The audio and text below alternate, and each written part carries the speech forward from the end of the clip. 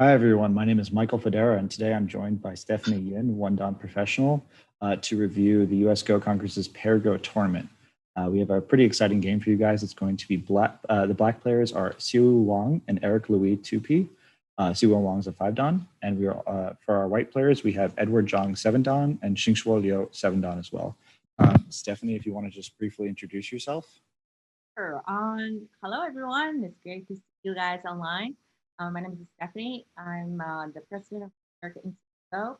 I know it has been almost 2 years for the U.S. Code Congress, and I'm so excited to get everything over and then we can really meet in person. Thanks very much, Stephanie. So I think our players have actually already started a little bit. So if we want to jump into the game, we can go ahead. You want to go ahead and start at the beginning and take a look at what they've done so far?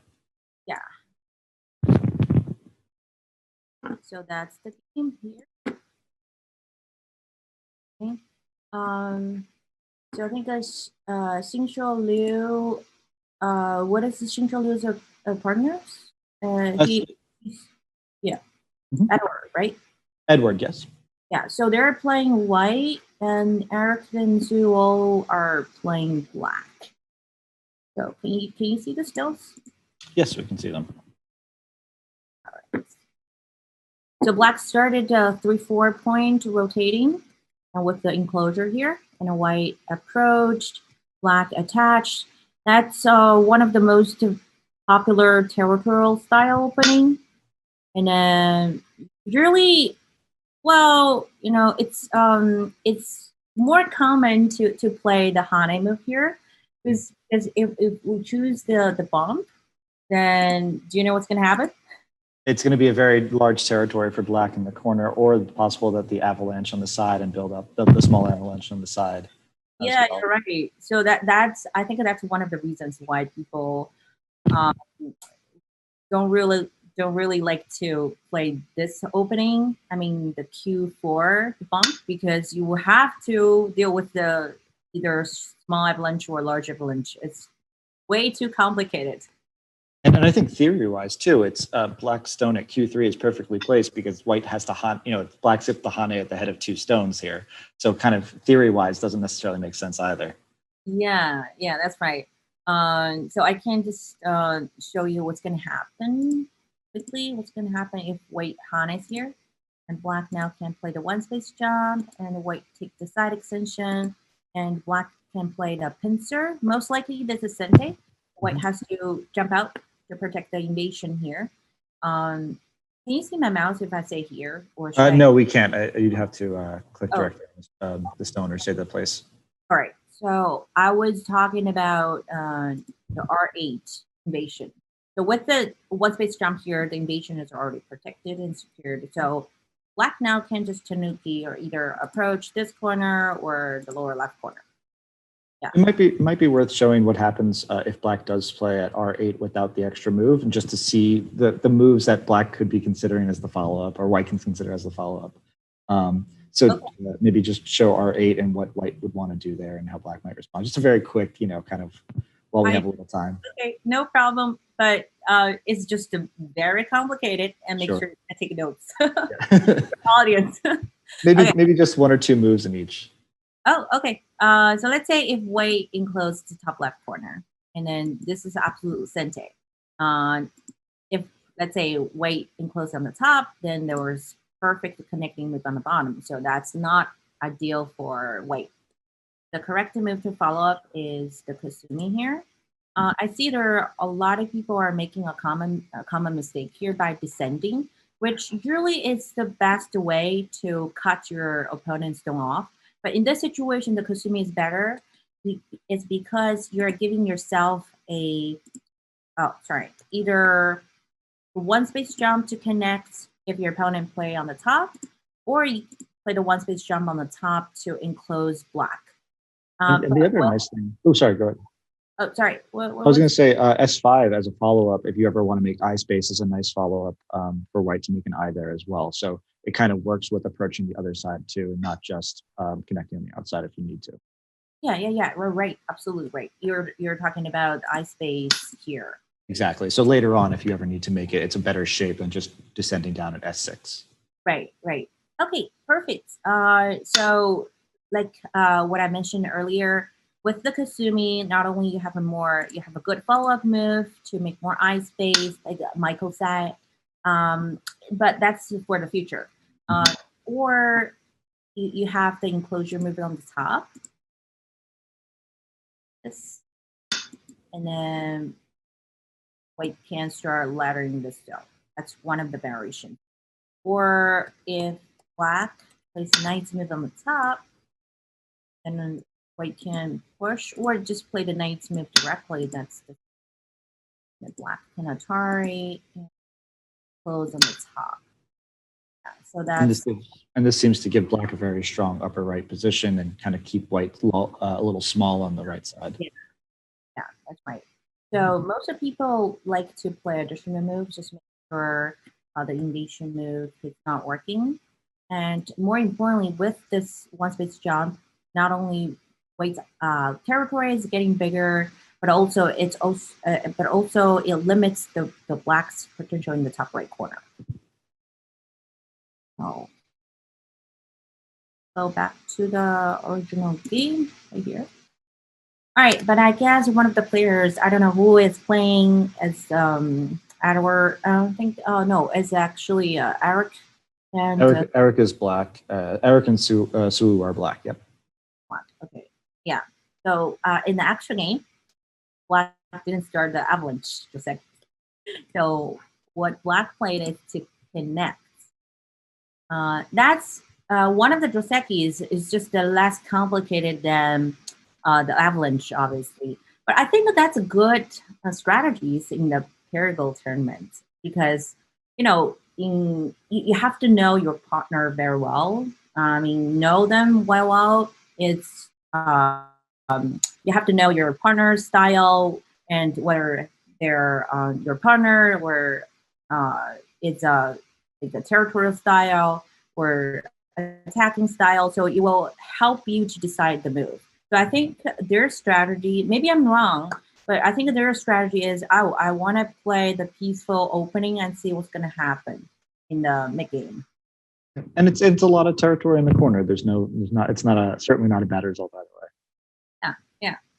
All right. And then black Hanite, extend one more time. Whenever I see a big corner with a lot of territory, I like to call it juicy corner. Yeah, it feels really comfortable to have so many points there. And there's still follow-up moves. I mean, certainly, black might play at R7 now to make sure that it can get out. And of course, there's an annoying kind of a Hane at N3, which leaves open some cuts later on as well. So I think black is perfectly fine here. Yeah, right. Okay, in the actual game, played here after. Oh, okay. This is what happened. And white attach. What do you think about this attach, Michael? I'm not in love with it because I feel like the stone at M3 is just a little bit too far away. But I will say also as a pre-AI, this move was very rarely played by strong players because it was generally considered too good for, in this case, black, because it allowed black to settle too easily by Haning at D7, playing C5, and kind of taking territory. It's obvious that white is trying to map out the right side here, but the stones are pretty far apart. So it's hard to gauge whether it's a good idea here or maybe it's too far apart to really get the territory. Yeah, you're absolutely right. So in my Joseki dictionary, I consider this attach as retired. Yeah.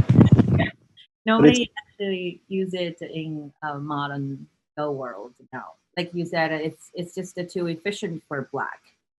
Yeah.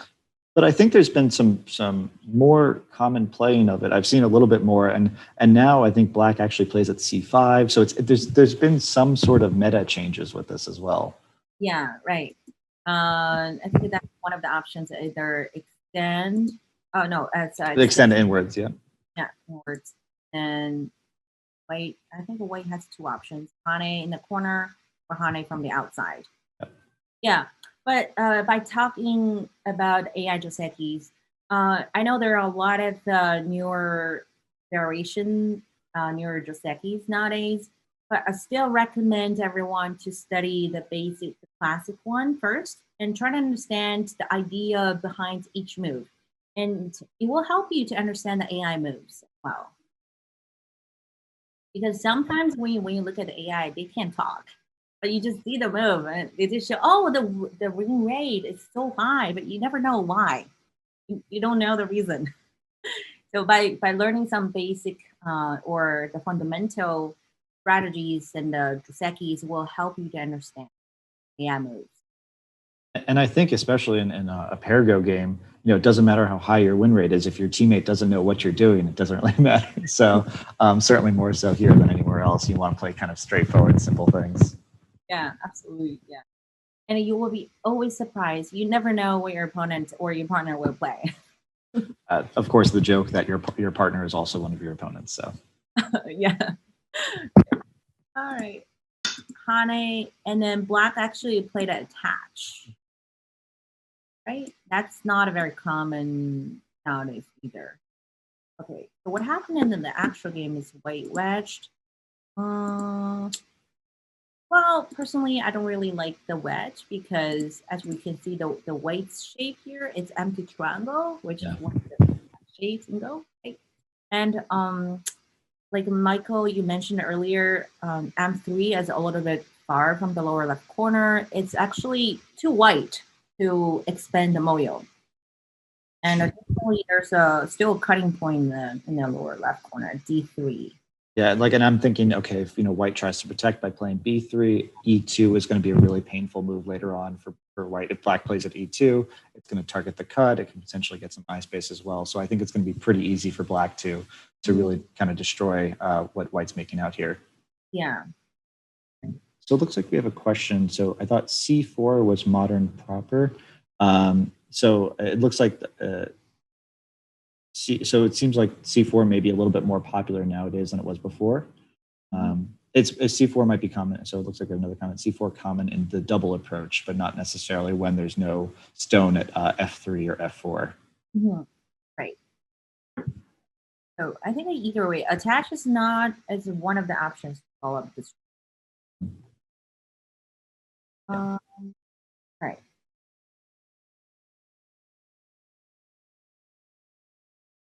And white is, I would say, in a very awkward situation. Like Michael, you mentioned earlier, if we block here, if white blocks here, since the side is too white, it's very easy for black to settle there. And if white say, let's say we try to play one of the moves on the top, and since black has some senteis here, the lower the side is actually not completely closed yet. So white, it's kind of in the middle. Like if we try to surround, the top is open as to white, but if we surround on the top, the bottom is open. So there's no very good way to surround the territory there. And especially having white to make that E7 for D8 exchange is super painful for white unless you're really getting that territory out of there. You lose out on the peep at C8. So yeah, I think in general, white's really losing out here. Yeah. So actually, white shouldn't play that Sensei. So not every Sensei is good in Go. You exactly. Always the good one.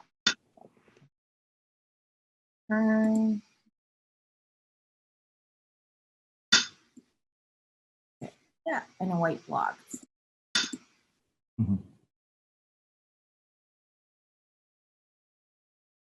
Okay, no. Actually, black played a nice move first. And this is a really nice move for black because it's this focal point for both sides. If white were to get that F9 move, it's going to reduce how much black can get and also expand how much white can get. So even though this move might seem kind of counterintuitive from, let's approach at maybe D15, it's really quite large because it does reduce white's lower side and also expands what black can get on the upper left. Yeah, it's very whole board thinking move. Right. Nice move. Oh, okay. Approached, wait, Kasumi, and then the fight starts from here. Okay. yeah. The space there, the territory there, or I should say the potential there is just too big. Can't let whites around everything there. Okay, and then white pincered, fetched, and then white sorry on top. Okay, this is actually what happened in the actual game. We're already caught up the game. Yep. Okay. So what do you think about the situation right now? I think it's a little. I would not want to be white in this particular situation. I think it's going to be tough. There is that cutting point at M4. If you protect it, like black can always connect at L2 or M2. So I think it's going to be really tough for white to get too much territory here. And then when you look at what black already has mapped out in the lower right, that's probably about 15 points. Lower left is probably another 15, 20 points. Upper right is another 10, 15 points. So you're looking at maybe 30 points for white total. So yeah, and white still needs another move maybe at K4 really to get any sort of outward influence. So I would be quite happy here as black, but I'm curious to hear your opinion first. Me too. I totally agree with you. I will choose black for sure. Yeah. So what do you think your style?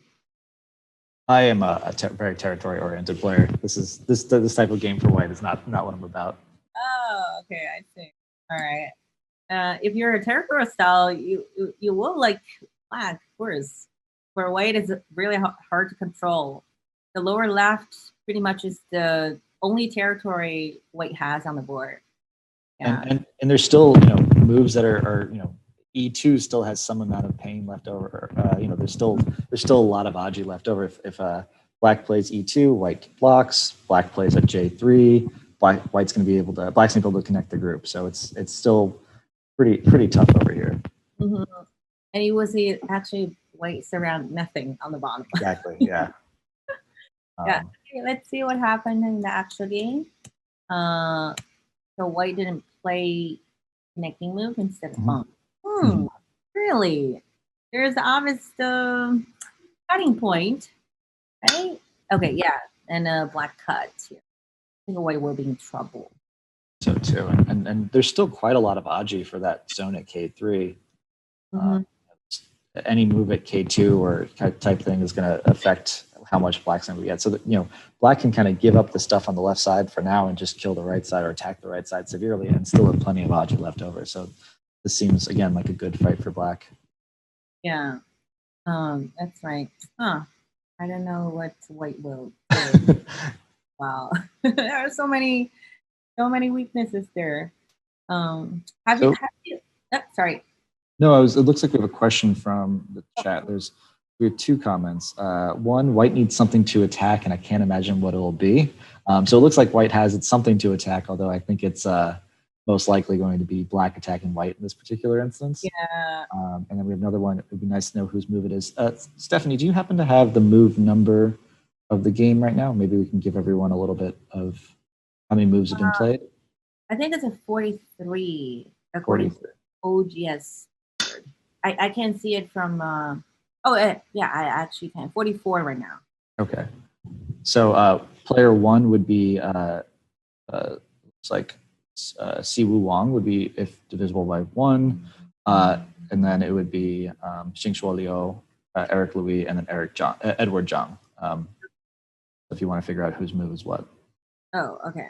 So girls plays first, female plays first? I believe so, yeah. Okay. The female goes first, and then female, male, male. The correct order? Yep, sounds right. Okay. Female, male. Yep. So now it's on 45, so it should be it should be female player. Yeah. Okay, sorry to commit. Have you played a Parago? Not for a number of years. You should. I would love to. Maybe next year we'll compete together. You can leave Brian on the side and he can play with someone else, and you give me a shot to be a top board. Sure, absolutely. I'm happy to.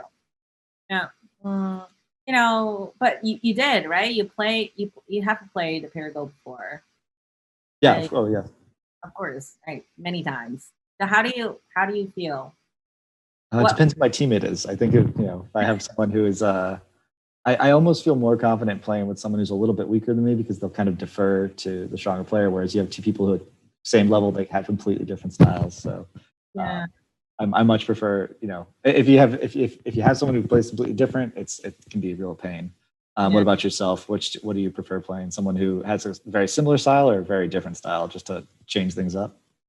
Well, like you said, it's really hard to partner with someone who's not around your level, because you have to try to understand what your opponent's doing. Either they're stronger than you or weaker than you, or I mean, the bigger gap.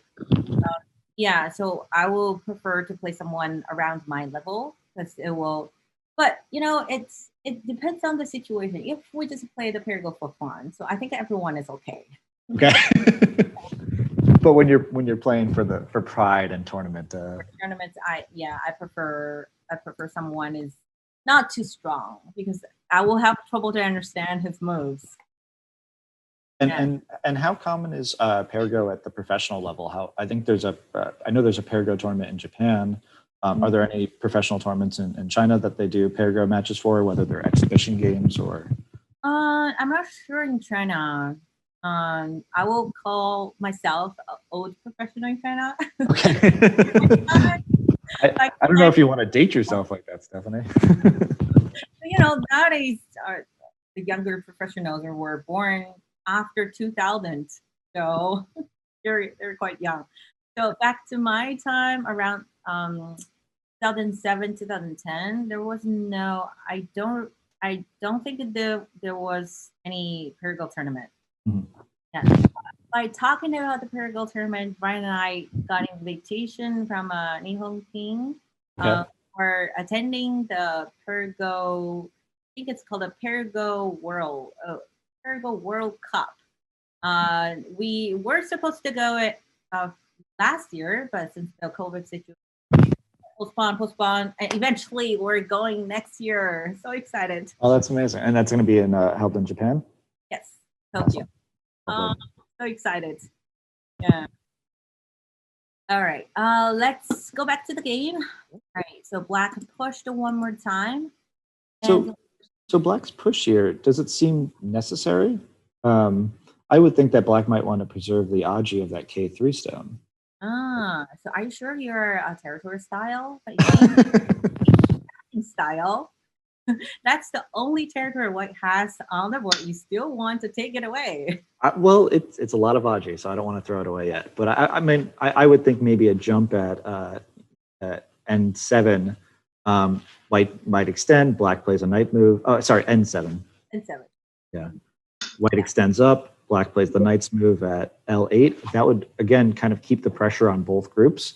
Black could always kind of play a move at K2 later on to keep up the pressure on those three stones. So this might be something that I would be thinking about. And again, it puts a lot of pressure on the right, 8 or 9 stones that White has as well, in addition to those 3 stones. So that right. Yeah. But I still doubted your territory. Attacking style. Yeah, there are a lot of Ajis on the left side. And that's very good attacking way to continue this game. So let's take a look at the L5 maybe. Do you think that putting the pressure, giving up the left to White, and then just concentrating hard on those 7 or 8 stones on the right side is maybe a better way to play? I would say L5 is not a bad move, but I will go with your move. I'll take it. I'm attacking style. Okay. So I don't really like to play some helping move or thank you move. Say those 2 press thank you move. Black now is trying to help White to fix all the Ajis on the side. Yep. I think that maybe I'm an Aji player might be the best thing. I was very lucky to watch Gang, who's a very famous commentator in China, give a lesson to Andy Okun a number of years ago, and I remember him saying he was giving a Chinese idiom about how to preserve Aji, or the best thing. And the statement was, you might know this, Stephanie. The statement was effectively, if you're facing down 2 enemies and you have a bow and arrow and you have 1 arrow, where do you want your arrow? And kind of think about this as like, well, what do I want it? The answer was in your quiver, because you'd be able to kill either one enemy or the other later on, depending on what happens, and use that fear to keep both of them at bay. So For me, that's kind of what I would think about the situation. Well, how do I make sure that I can loose my arrow at the exact right time? That's absolutely right. That's a very advanced strategy. So, I guarantee I didn't come up with myself. okay, so let's go back to the game. Right. So White played Atari. So that's a move 50. I think that move is a little too Slow. conservative. At least the White should play to extend here. Shouldn't be any problem on bottom territory. And even Hane might be okay as well, no? Because it would reduce the number of liberties that Black has. And if Black will Hane at else, what is that, J6? But again, that there's still fewer liberties for that Black group, so it might not be a bad exchange for White. Although, of course, the weakness here is that White could potentially lose a couple extra points with Black playing at L2, or something along those lines. Either K2 or L2 leaves a little bit of Aji left over. Right. So I think the extends should be better because if we use the Hane here, not only gives Black a Sensei and Jade, but also later on during the end game, stone still can be saved. Exactly. Yeah.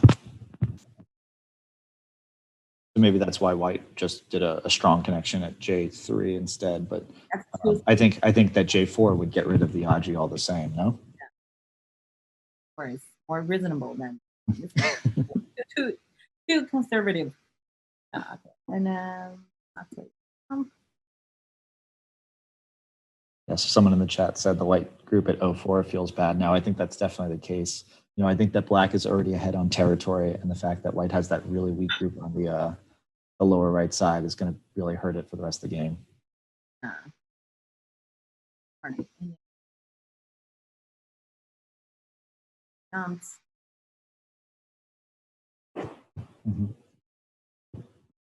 And Black to play. First thing instinct tells me, well, Black doesn't have to go to that far. Well, I think it's okay. White jumps out. Black jumped out.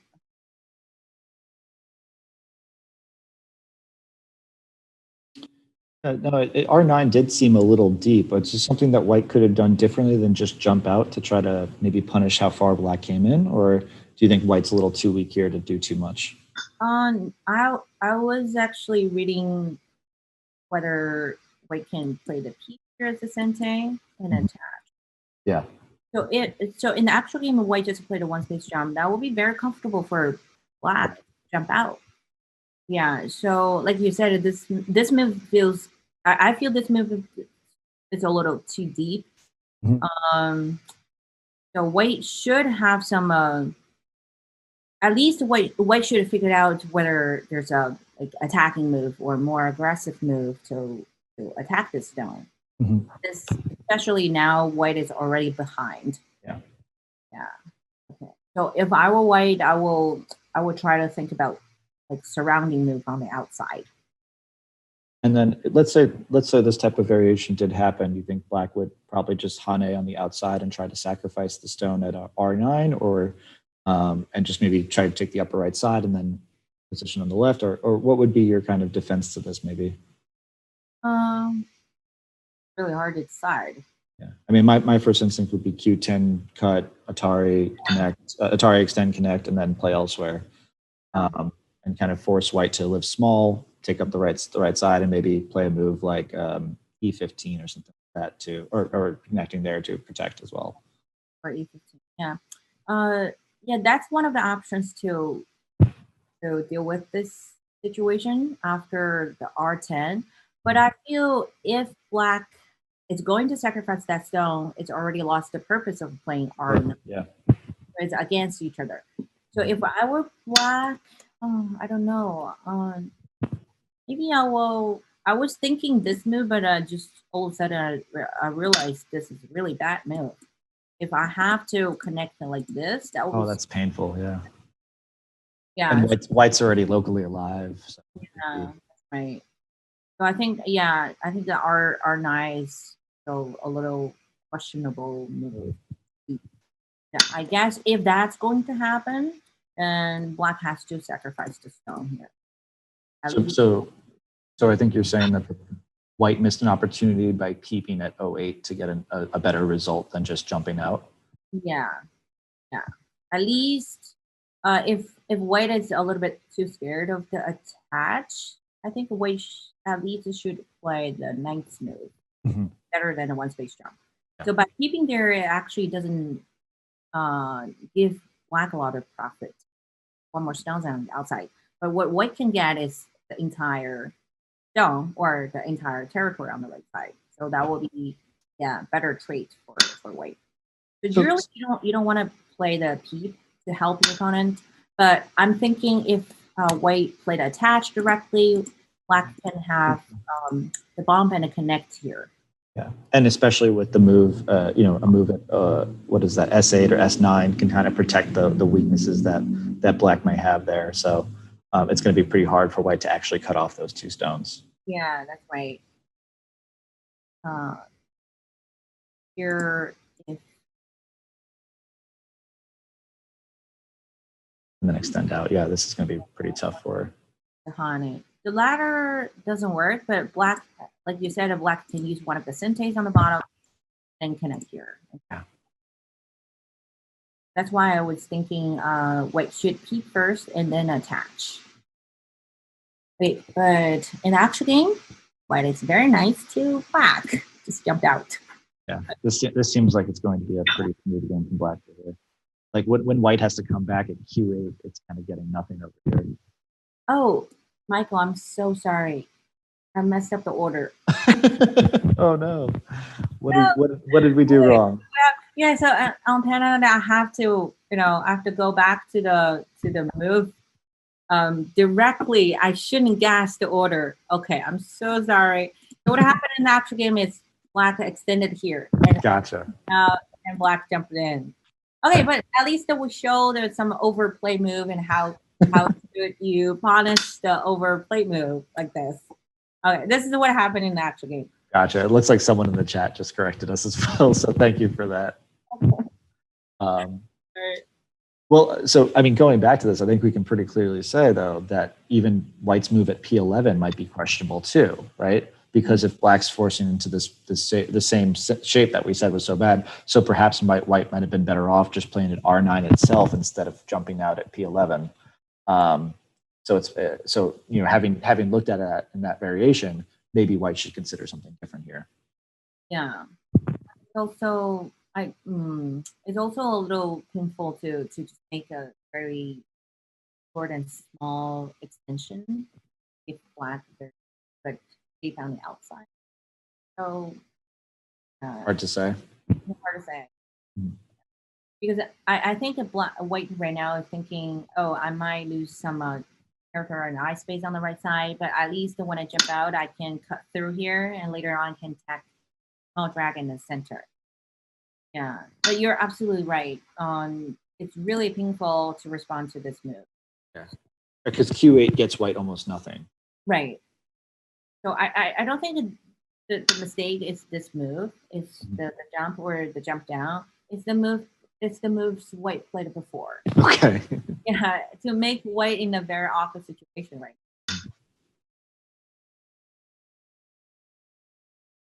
now. I mean, comfortable. And this is really exactly how how you want to attack. This is really by black a great lesson in how to attack a weak group. White at no point is black really trying to kill. Black's just trying to get territory, all while keeping up that weakness on that white group. So this is, I think, something really helpful for Q players or low down players to think about is how to attack. It's not just let me kill this group. It's let me actually get territory. Yeah. So this is such a great way for black to play. Yeah, you're absolutely right. That's I would say the common mistake for double players. One, especially for my students, once they start attacking, they want to kill. That's the wrong concept. Yeah. So winning the ultimate goal of Game of Go is not to capture, not to destroy, not to kill. It's to surround territory on the board. As long as you are leading in territory, you have one turn on the board, you're gonna win. Sometimes fight is not even necessary. Yeah. And going along that same vein, it's also using influence. I think a lot of players want to use influence to get territory, and again, that's kind of the wrong way to use influence.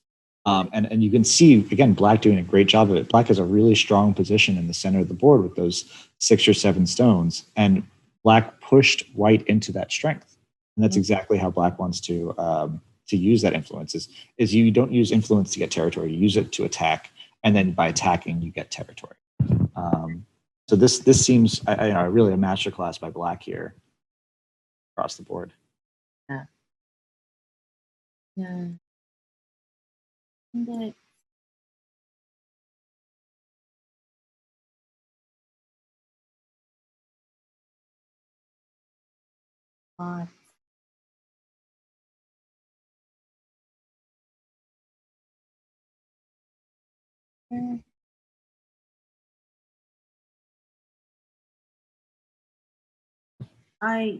by looking at the extent here, my first instinct tells me this is not necessary. This connected should be okay. The extra points that Black gets by extending might not be enough for the extra Aji. Yeah, and also by pushing one more moves on the top, it will make the dragon in the center weaker. Not worth it.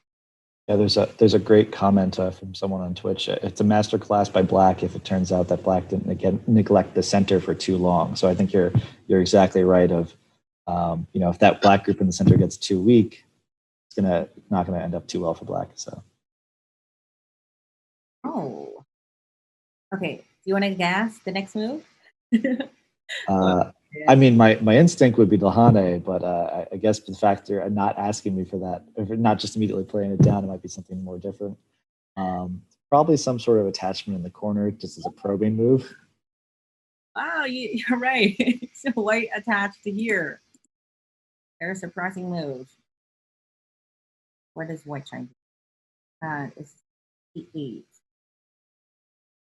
For 68 should be Edward, I believe. Oh, maybe we should ask him what he's thinking about attaching here. Maybe White feels a little bit behind right now, so they're trying to make the board more complicated to have more chance. I will say though, White's not alive yet. I feel like that might be a little bit too greedy. Yeah, that's too greedy. It feels like both players are in the middle of the fight, and all of a sudden one player just walking away. Yeah, not gonna end it good. Okay, let's see what happens. Oh, so for the time setup, do they have a Byoyomi after the meantime? I believe it's Canadian time, but I believe our eyes in the sky might be able to give us a little bit of answer for that. I see, because now when I'm looking at the Pananet game page, White now has 5 seconds left, and Black has 3 minutes and 50 seconds left. So each move they play, they get an additional 1 minute. So now White has 1 minute. So I don't know if that's a. So it looks like it's 1 minute for every 2 stones you get. So basically 30 seconds, almost 30 seconds a move. Oh, I see. Intense. So someone asked, how does a pair resign? They need to communicate, and it looks like someone in the chat may have answered it, but that is I believe that is the only thing you're allowed to say during the game is, can we resign? If I'm not mistaken, but Stephanie, you played a more pair go, so. I think so. I think you played a more pair go then.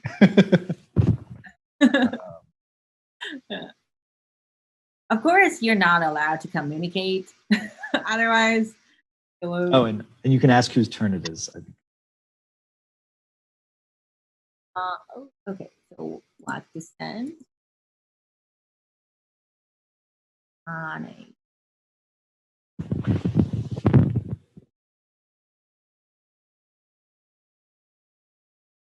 Oh, they just turned the fight into a different place now.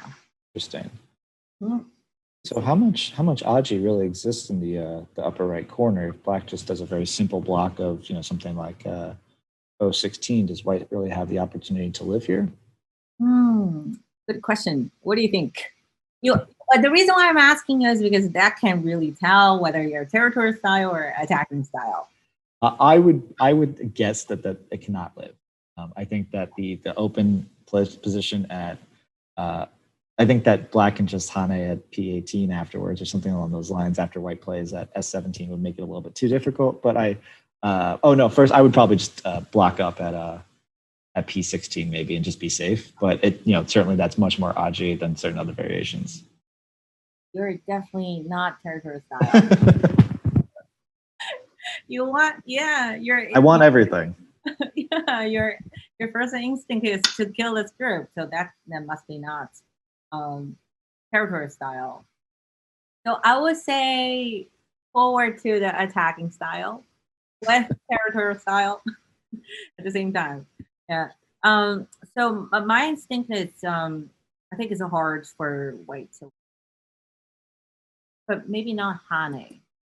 No, I think I misspoke. It was supposed to be 016 was the move I was thinking. 16, yeah. So I would play that move too. Yeah, I misspoke with the.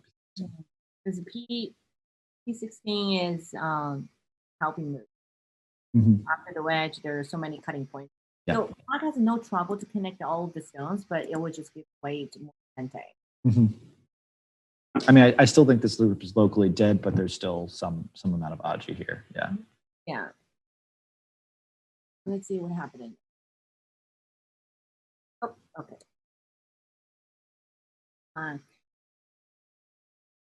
Mm-hmm. Trading way to no, I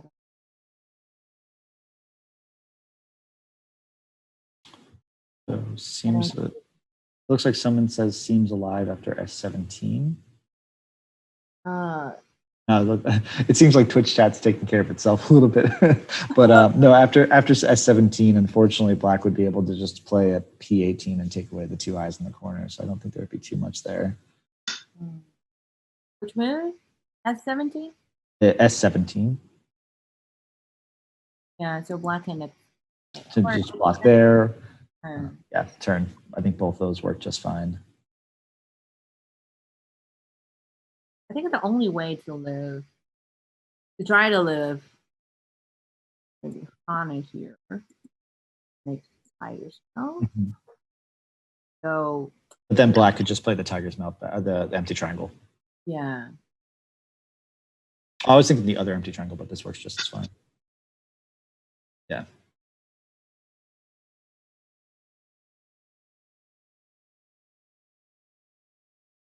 I can also see that the chat. The chat. Stephanie's favorite technique, Sabaki. How do you know? How do you know? How many games have you watched me play? Okay. The name is surprisingly a little interesting. Our League Go. Interesting, Stephanie. Oh, okay. Yeah. Okay. All right. Let's go back to the actual game. So a good question might be knowing. I'll get to the Twitch chat, but obviously this black group in the center is getting a little bit weaker with all of the white stones on the outside. Certainly black has the lead on territory, but should we be worried about this black group in the center? How strong is it? Should we immediately be protecting it? Kind of thoughts on that? I think that black is so fine. There's a Chinese old saying about a dragon. It's qi tang yi chi, dian zi, means whenever you see a very long dragon, even though lack of eyes, it's still very hard to kill. Okay. So many ways for the long dragon to either escape or try to find more senseis to make eye space. Yeah. So in this particular example, since the outside is not completely surrounded, hard for white. So it looks like we have a question from Harley Go. In this board position, would either of you take black or white? I would definitely take black. Yeah. And any thoughts on the win percentage for black right now? Well, that's a tricky question. because you probably are running the AI. I am not. I am not. Okay. Oh, someone already Apparently, answered. someone gave us the answer for it. 99%.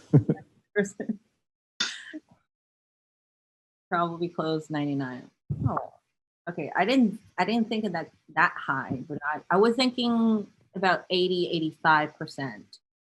I think if for AIs, anything over 60 is between 5 to 10 points, and then it goes up significantly more. At this early in the game, it would probably need to be a lot of points difference at this early in the game. Towards the end of the game, it could be as different as 1 or 2 points, but still have the 99%. But with 100 plus moves left to go, it might take a little bit more to be at that 99 percentile. Yeah. Well, let's go back to the actual game. So, like, what are we talking about?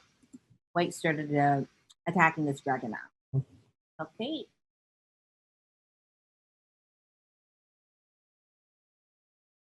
Tigers now. Eat. But that move at D14 is very large. Okay. Reduces a lot of potential from the left side. But I think now, if the dragon lives comfortably, like not very painfully, not lose anything, I think Black will win this game. Yeah. What would you say the scores are right now? Just kind of assuming the dragon lives. Would you give it a 10 point, 20 point? Okay, let's count the board. I think I have the tools here. So we'll write it. So okay. 1, 2, 3. Let's see. I would say 20 points here. Around 20 points. Maybe 2 conservative. 20, 25. It's possible White might get a few more moves by playing a move at J5, but it's not. A few more points by getting a move at J5, but it's not going to be too much. Yeah, around 25. Okay, I will give White maybe 5. That's a little bit more. Okay, so that's 30. It's hard to say the top left corner. Oh, wow. Maybe 10, something like that at most. Yeah. 10, maybe less than 10. Or 5. I'm sorry about my handwriting. No, I love it. Okay, so we're looking at about maybe 35, 40 points for White on the board plus combing. So anywhere between 40 to 45 points, I think, is probably a fair number. Right. And then I think Black's upper right corner is almost that much. To compare, 10, 20. Okay, I will give Black 45. Yeah. All right, so it's already everything. So Black's winning by everything but the right corner. Right. All right, so now I have a trouble to erase them. So which one? I think if you go back a move and then try to do it, you might be able to erase it. Okay, there you go. I got it. All right, perfect. All right. Okay, so this is what happens next. Go back. And so Black at this point really should just kind of be taking it easy, make sure that that group in the center lives, and it should have no problem. Yeah, but you never know in the Perigo, That's the most fun part in Perigo. You just don't know what's going to happen at the end.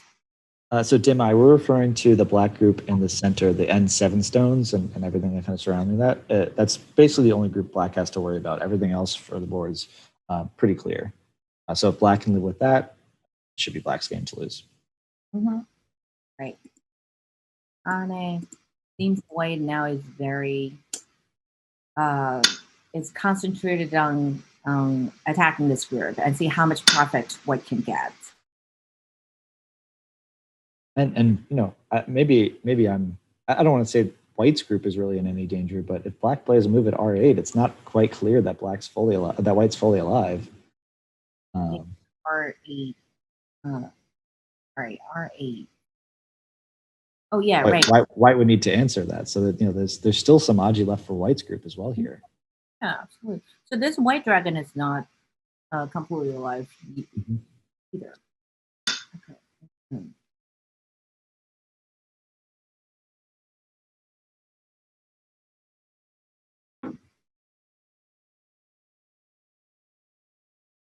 Blocked. How do you say this kind of strategies like if you don't know where to go and you always play a sente and wait for your partner? Your teammates do it? I don't know if we have a specific word for it in English, but kind of just I would say mooching might be the word I use. Just mooching off your teammates. And Okay.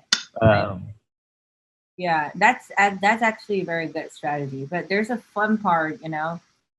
Imagine if both players don't know where to go. They just keep playing sente from each other and waiting for your partner to play the correct move.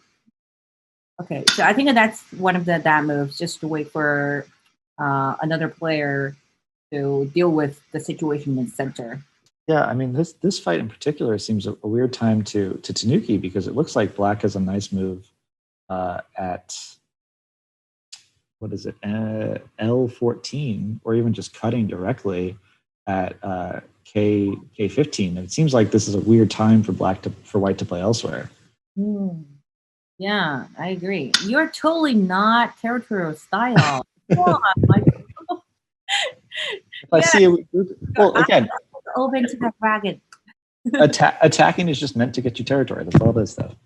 Okay, but you're trying to kill this dragon. Yeah. But it just seems like S17 might be a weird time because even if you live in the corner, it might still not be enough. So Totally agree. A lot of cutting points here. So, like, you can either play the in up push here or just cut directly. yeah. And I think cut directly might leave a little bit better Aji here as well. So Okay. All right. So Black responded to that move. Like how almost.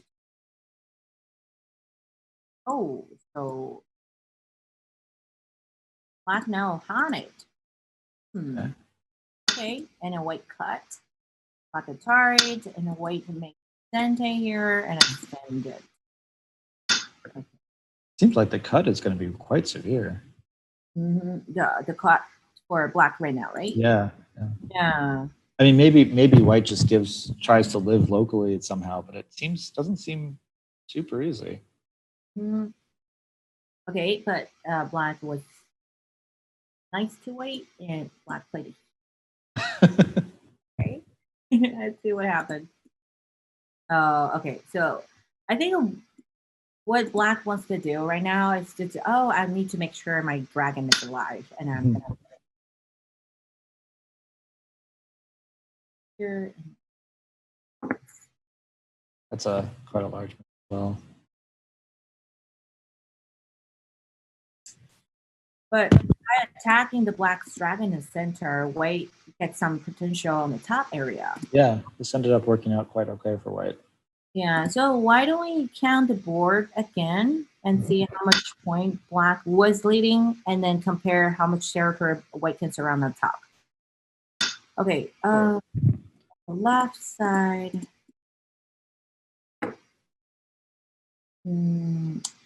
Black has.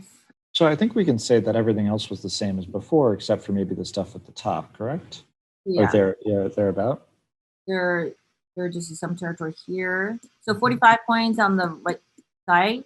Yep. And how much do we give White? I think it's we gave White 20 to 25 on the lower bottom. Maybe we said 10 or 5 on the top, but that seems to become quite a bit more. Okay. All right. So 45 on the top right. And the lower right, 14. Say 14. And this is actually a really good tip for players. You know, when stronger players are reviewing or trying to count score in a game with a very quick timer, they can't count everything continually over and over again. So they're really only looking at what's changed in the board. So if only one or two groups have changed, you're not recounting what you're doing before. You're just remembering what it was before. So you're saving yourself a lot of time there.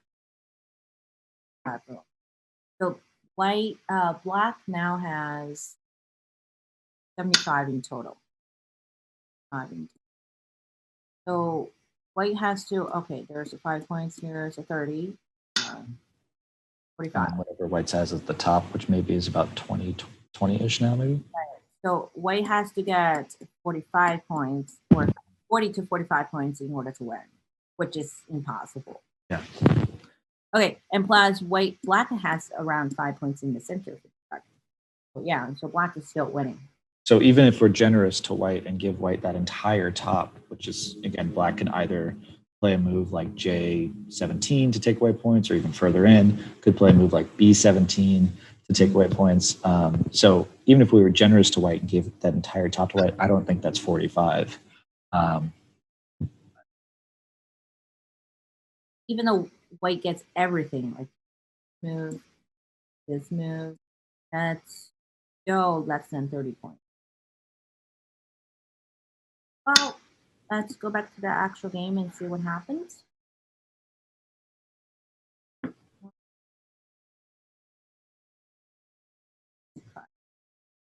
so white is trying to capture one of the stones. I think back to the target here. Sorry. White captured the stone here, but black gets a Sensei and extend them on the side.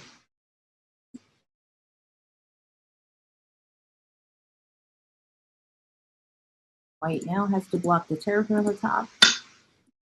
Block, make a Sensei here, connect back.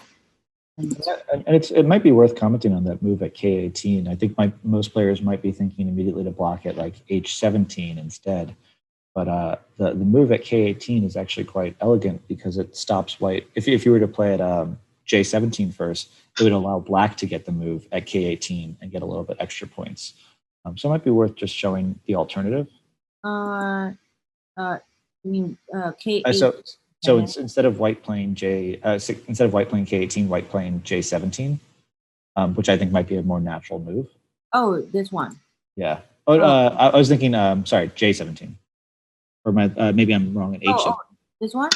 No, sorry. Sorry. How about this? Can I give you control? Then they can show. Can you see that? Oh no, I can see it.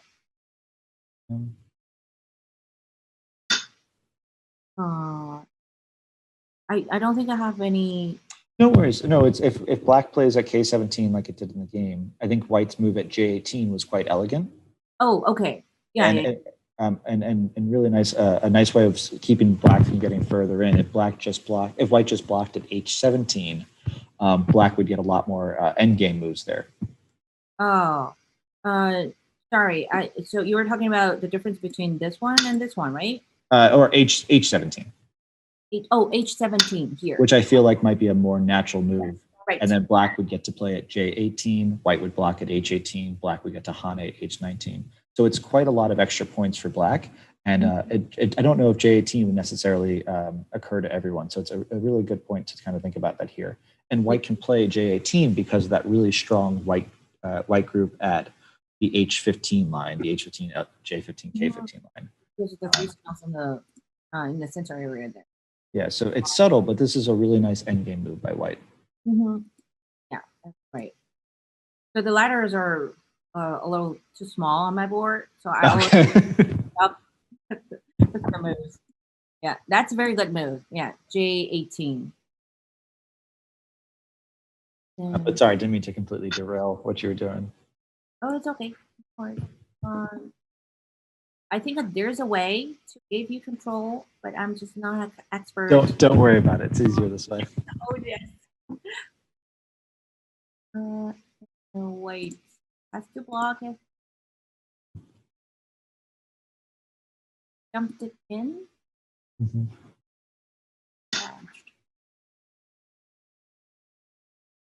Oh, never know what's gonna happen. Okay, let me show you. This is what happened. Okay, wake up. Black cut off here. Oh, interesting. Wow, so that's a big mistake if the three stones are dead. Which unfortunately, I don't think they Because can't black extend, white comes out, black connects, white connects, and then Atari? Where would you? Oh yeah, okay. Unfortunately, no. Yeah. Right. Just short. Yeah. One move behind. It looks like it might be something though. No, nothing there. Yeah. White to negate. Down here. I think the game should be over very soon.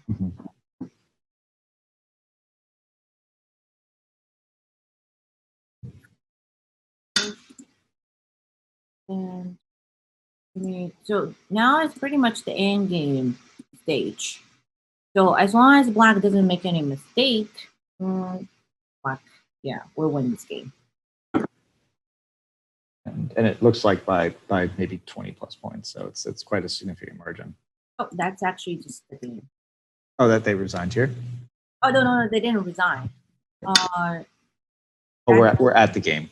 Yeah, we're at. So where do you think this game started turning good for black then? First of all, I think the opening, I would say opening strategy for choosing Josekis for white, not very efficient. Because of the attach on the lower left corner, follow up with the wedge, not very good option. And second, white played an L3 move there, gives black a perfect chance to attack both groups. So the bump at L3 instead of the connection at M3 was potentially a big mistake. Okay. So I think if white plays M5 at the time, it's still a long game. So maybe white's still a little bit behind, but it's not going to be a big problem. Okay. Because as we can see in this game, after that cut, which is M4, it's really straightforward. There's no very good chance for white to turn the board around. Yeah.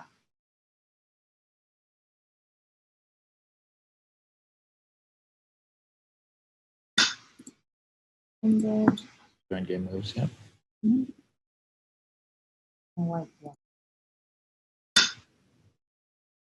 And yeah, they're just playing the endgame moves. Do you think there are any lessons that would be good to take away from this game? Something that like maybe one player is doing very well or one player was doing maybe a little bit less well that might be good for players who are watching to think about? I think that you mentioned the two very good points. One is you always want to leave the ajis if you don't know which one is better to do it now. And second is you don't want to use your thickness to surround territory. You always want to force your opponent to make territory for you during the fight. Yeah, those are two very good points. And I think that's the second one in particular might be a hard concept for people to get because you're like, oh, I have strength. I want to use it to get territory. But I like to use the example of if you have me, who's all of 5'7", 170 pounds, not a big guy, and you have the rock, who do you want to push the person into? You want to push them into the rock. You don't want to push them into me. They'll be able to take me out. So that's a really nice way of thinking about, okay, this is actually how I use territory or how I use influence. I force them into my strength, because that's where I'll be able to fight better.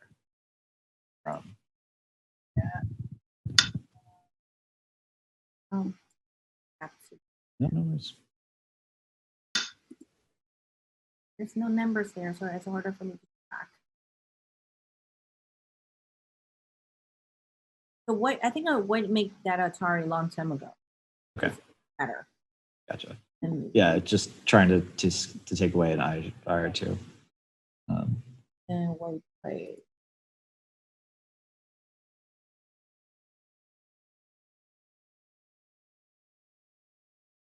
Maybe I shouldn't have said my height. It seems like that picked up in the chat.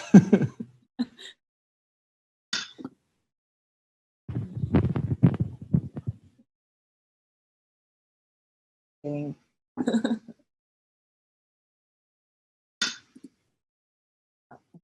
Black.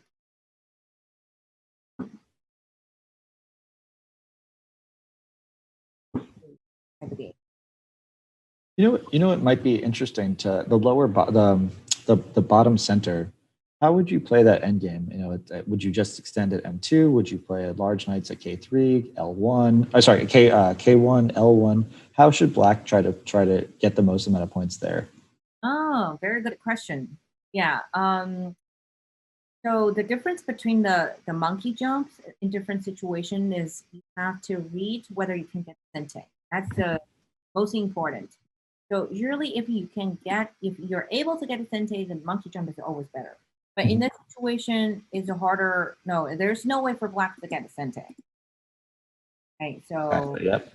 yeah, Black has to connect that.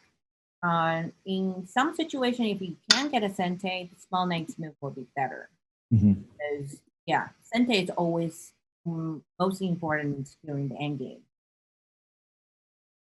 Yeah, and just extending to M2, and it was probably a little bit worse in this case than L1 as well, because White would get a nice easy block, and there's no double Hane because of that stone at Okay.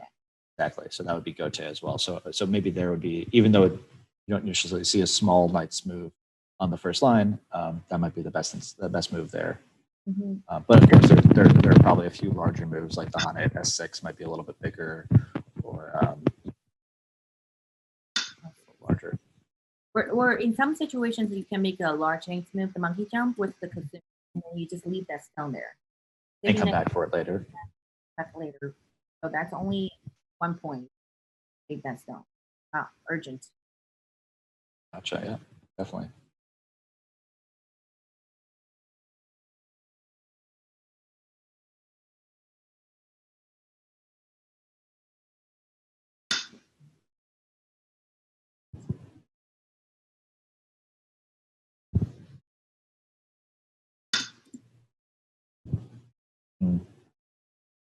That's quite painful for White. Oh. And now White has to protect and Black's connected. And also the dragon comes down here are not fully connected yet. Seems this it was already not great, but this just seems definitely a game over at this point. So I think the White, well, that's not very ideal. No, because Black still gets the Atari at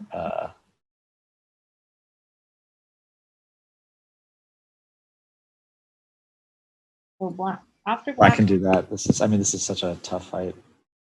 Then there's still cutting point here. Yeah. Oh, actually, White can. Oh, that might save the whole problem.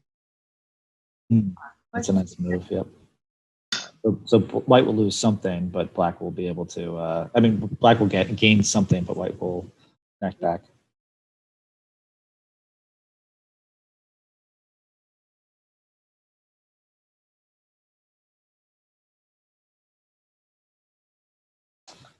Is there anything else that Black might be able to do there to force maybe a negative exchange for White? Possibly like F15. Is there anything there that might help, or is it really not gonna? No, I don't think so. That's probably the best situation for Black to. Oh, Black played a wedge, but I don't. Does anything, unfortunately. Oh, maybe yes. Oh. Oh, well. Okay, so it's gonna happen like this. Okay, so there are 2 cutting points for White. So it could end up being a trade, I guess. I think White will lose one of the groups. Yeah, it's not very good for White now. Huh? Well, no, White gets to capture those 5 stones if you play like that. No. Oh yeah. Oh my god, what am I looking at? Oh, I'm making a 30Q mistake right now. I somehow I was debating. Oh, this is a capture move. Oh my god! I should wear 2 pairs of glasses now.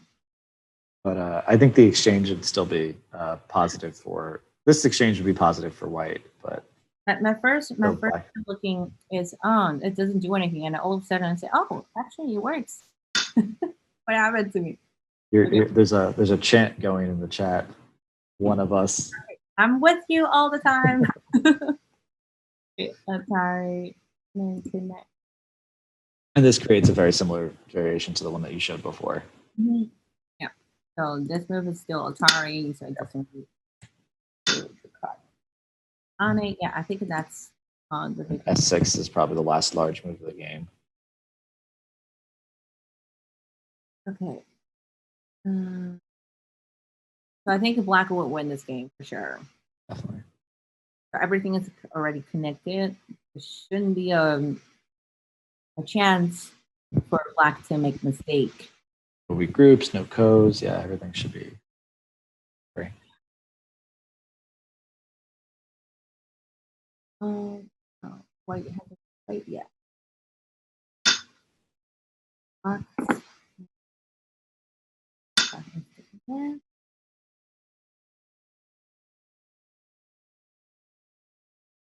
Is there any questions from chat?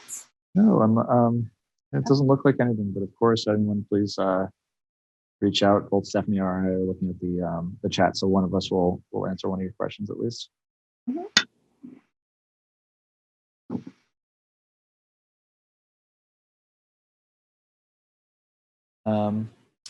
Stephanie, do you want to give a quick count just while we're rounding down the last few moves, as it looks like everything's pretty well defined? Yeah, sure. So let me just quickly count if there's any change in the top right corner. Sure. Again, going back to that idea of you can't keep counting the same thing over and over again, so really good there. Okay, so black gained a little bit. Black has a fit 50 points because after black gets the extension over here, black gets a few points over there, and a little bit less in the lower right corner, 12 points. Around 5 points in the center. 10 points on the left side. So in total. So while you're doing that, Stephanie, it looks like we have a question. How do the pairs get chosen? And do they discuss moves or alternate? So they're not allowed to discuss moves. They just, I believe the system just allows them to play each move one after each other. I believe it's self-selecting pairs, but perhaps our Eisen's guys can confirm that for us. No, I don't believe it is random. I believe you get to choose who your partner is.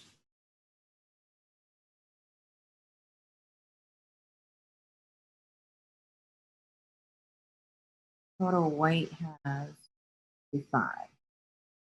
Okay, so it's about 55 to 85.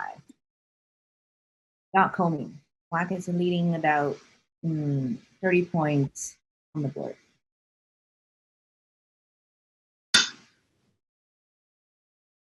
So it was self-selecting with additional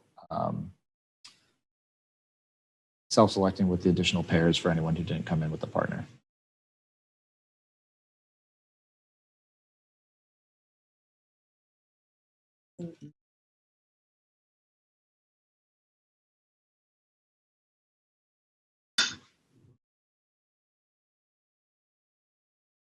Stephanie?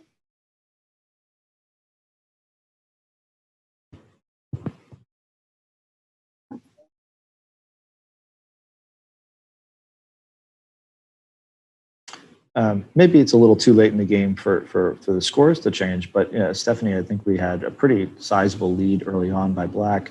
If you were white in this game, what would have been your kind of way of coming back from this? Well, how would you have tried to do so? Not necessarily the moves, but what would be your kind of mindset while thinking about it?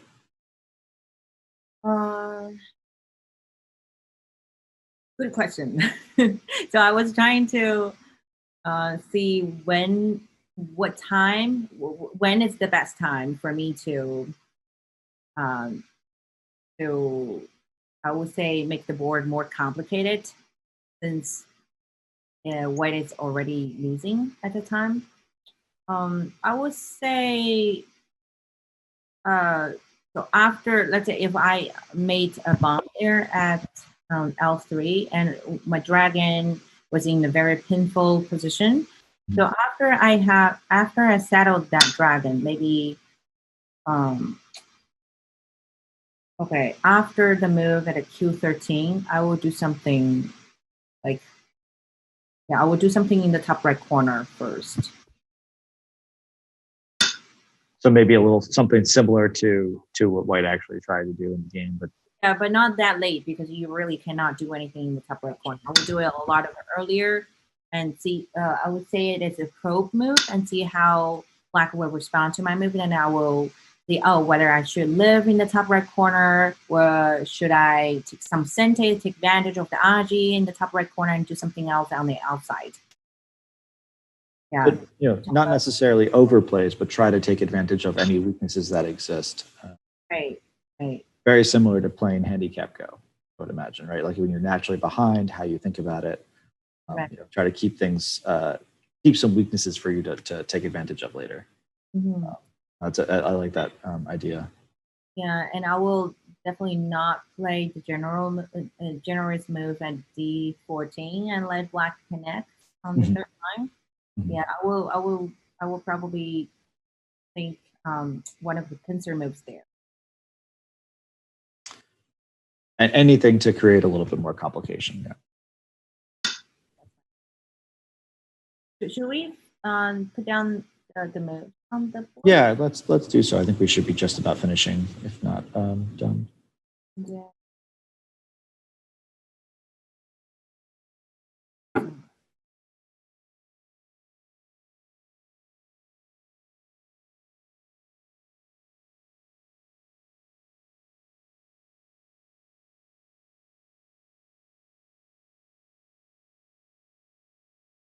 Yeah, it's pretty much over the game. It's at a small endgame stage. Yeah.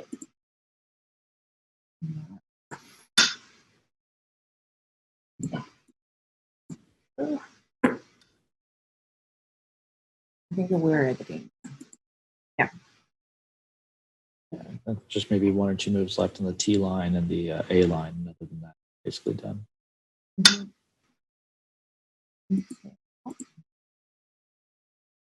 Well, it's just a 1-2 point endgame now. Oh, wait.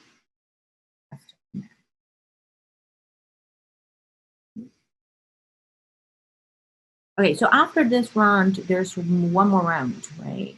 Yes, and actually we can announce the winner of the other game, who will be playing the winner of this game. So that I think we can safely say that the winner of this game will be black. But Gabby Sue and Alex Chi won their match on the second board. So they'll be playing the winner of this game, which again should be Seowoo and Eric Louis. Mm-hmm. Right, so they already finished their game. The winner is Alex Chi and Gabby Sue. Gabby Sue, yep. And I don't have their ranks here, but just for reference, the players who played this game were Seowoo Wang 5-dan and Eric Louis 2P as black, and white was Xingshuo Liu 7-dan and Edward Zhang 7-dan. So and I do actually have the ranks. Gabby and Alex are both 6-dan as well. So what's the handicap rules for pair go? I believe all of these games are even at the top boards. Okay. I don't believe there are any handicaps. Okay. Otherwise, I remember the pro will be counted as 10, right? 10 and plus two wall is a 5-dan, that will be 15. If it's handicap division, so that will be 7.5 for their rank. So you always have, yeah. Oh, so apologies. It looks like this game did not have Comey. Oh, okay. All right, so that's an even game. Oh no, sorry, that's a one stone handicap. It was a 1 stone handicap game, which may not have mattered too much in Oh yeah. this game, but I guess that kind of the math that you were talking about, the 7, and so if you had 2 7-dans, it'd be a 14, and then I think Eric is playing as 8-dan here, so it was maybe 13 for the 5 and 8. Oh, I see.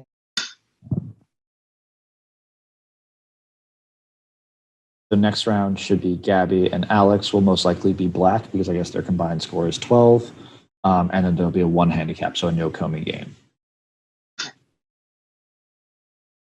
Yeah, so it's I think they do it in half, so it's 6.5 pair points for Eric and Seowoo, and Gabby and Alex have 6 pair points. Okay.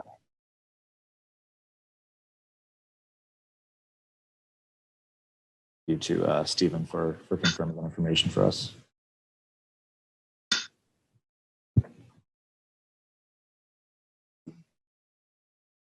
That's the I think that's it.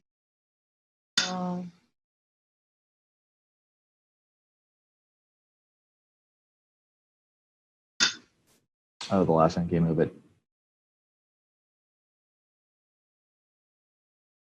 I think the rest will. Yeah, I think the rest is just Dame. I don't think here. Is there any tool we can use? So only estimate. Can't really count.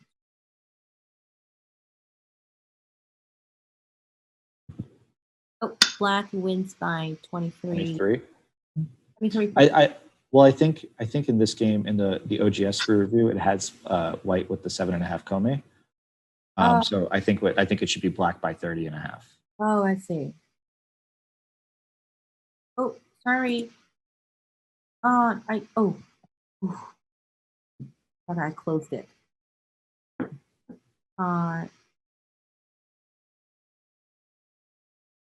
I think that's pretty much the game. So should we take the break and wait for the next round? Yeah. So we'll be taking, I believe, just a 5 or 10 minute break to allow some time in between the games.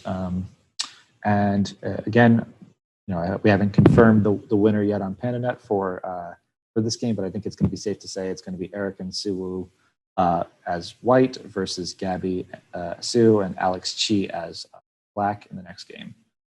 We'll be back with you in just a few minutes. We can give you the final score once we start the next commentary as well. Hi everyone, this is Michael Fodera, 5-dan again. I'm joined by Stephanie Yin, and we are going to review the second game of the Pair Go tournament for the US Go Congress. And this round is going to be Seowoo Wang and Eric Louis, 2-dan professional, as white versus Gabriella Su 6-dan and Alexander Chi 6-dan as black.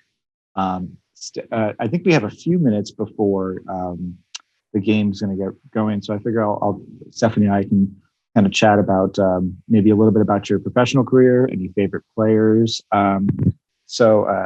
Maybe let's start with the question of who's your favorite Go professional?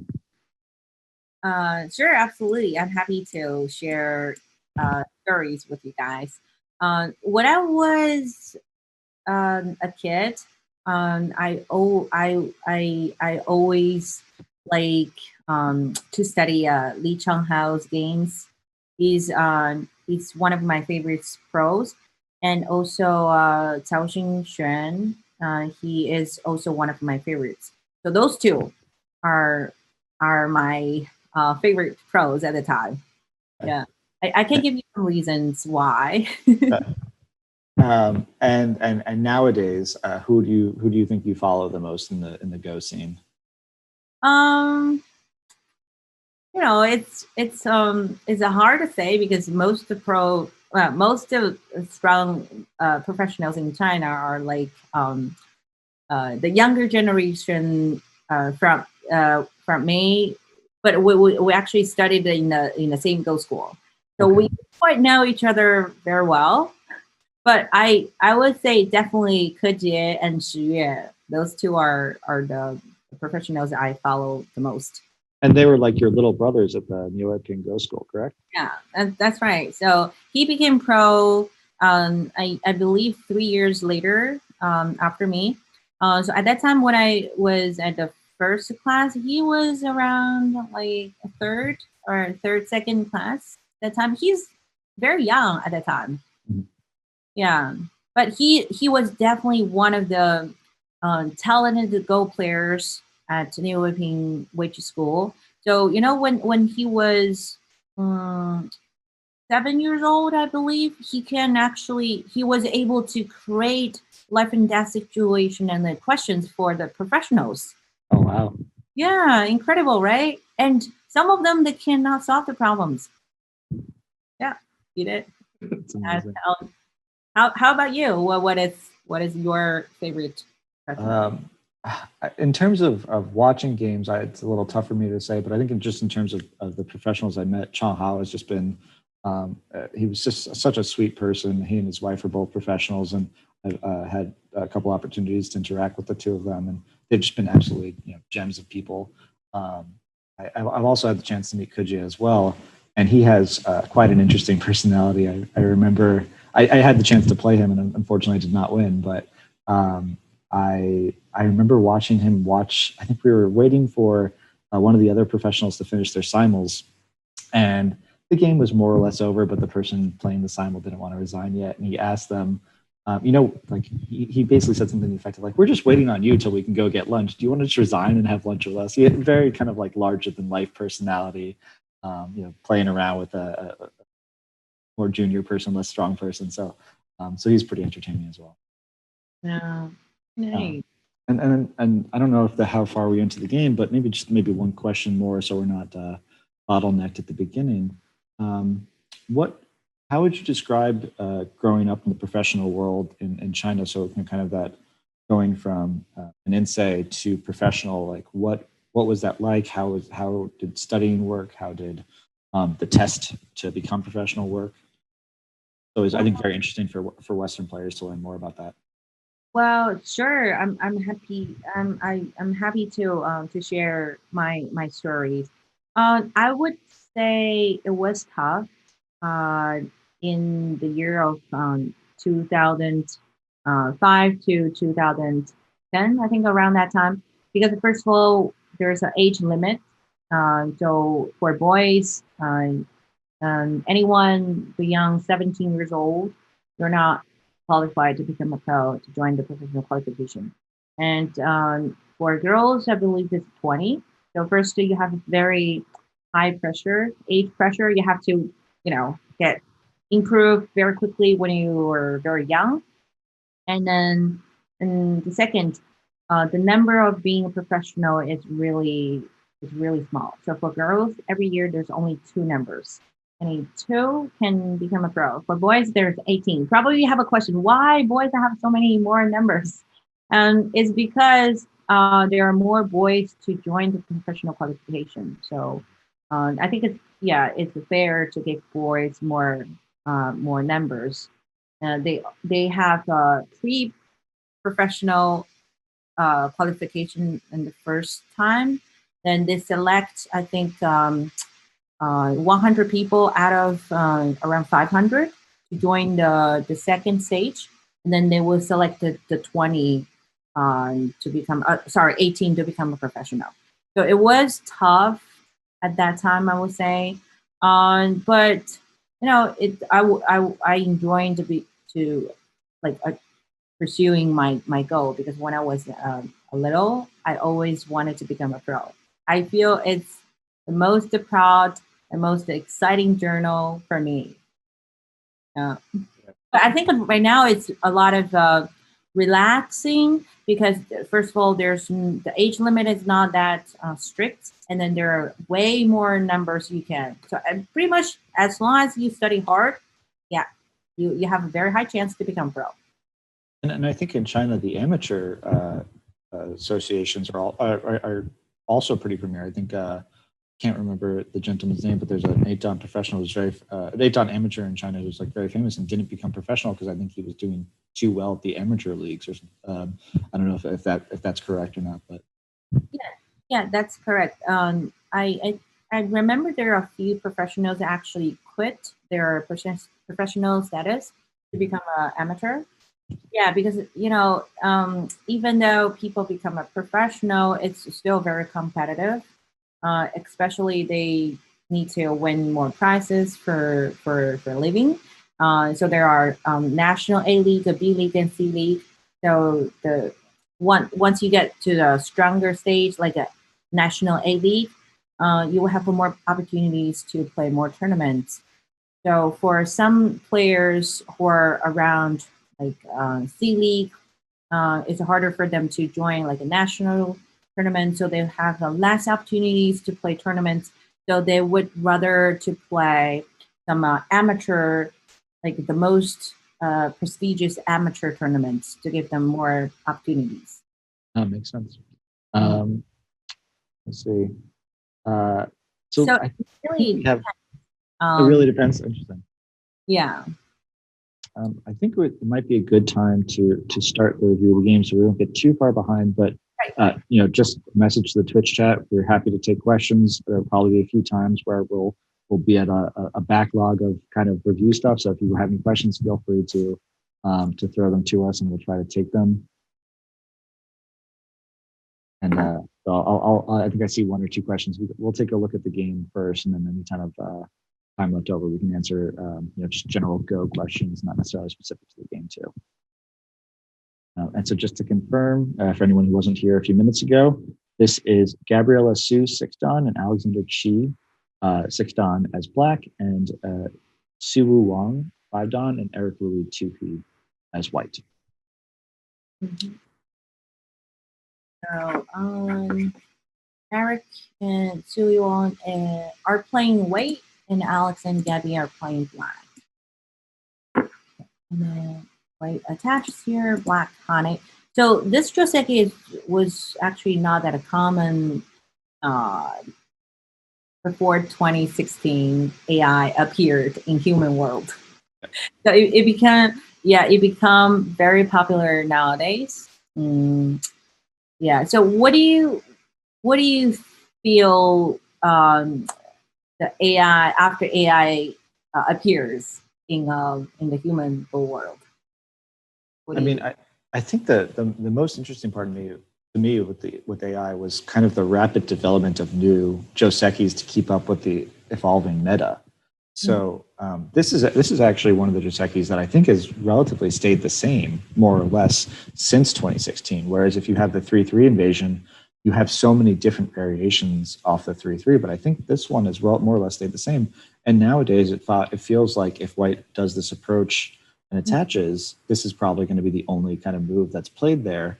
And whereas you have a lot more variations with the 3-3. So I think that just the rapid development of constantly trying to figure out what is better and being able to test it against AIs was probably the coolest part for me about AIs.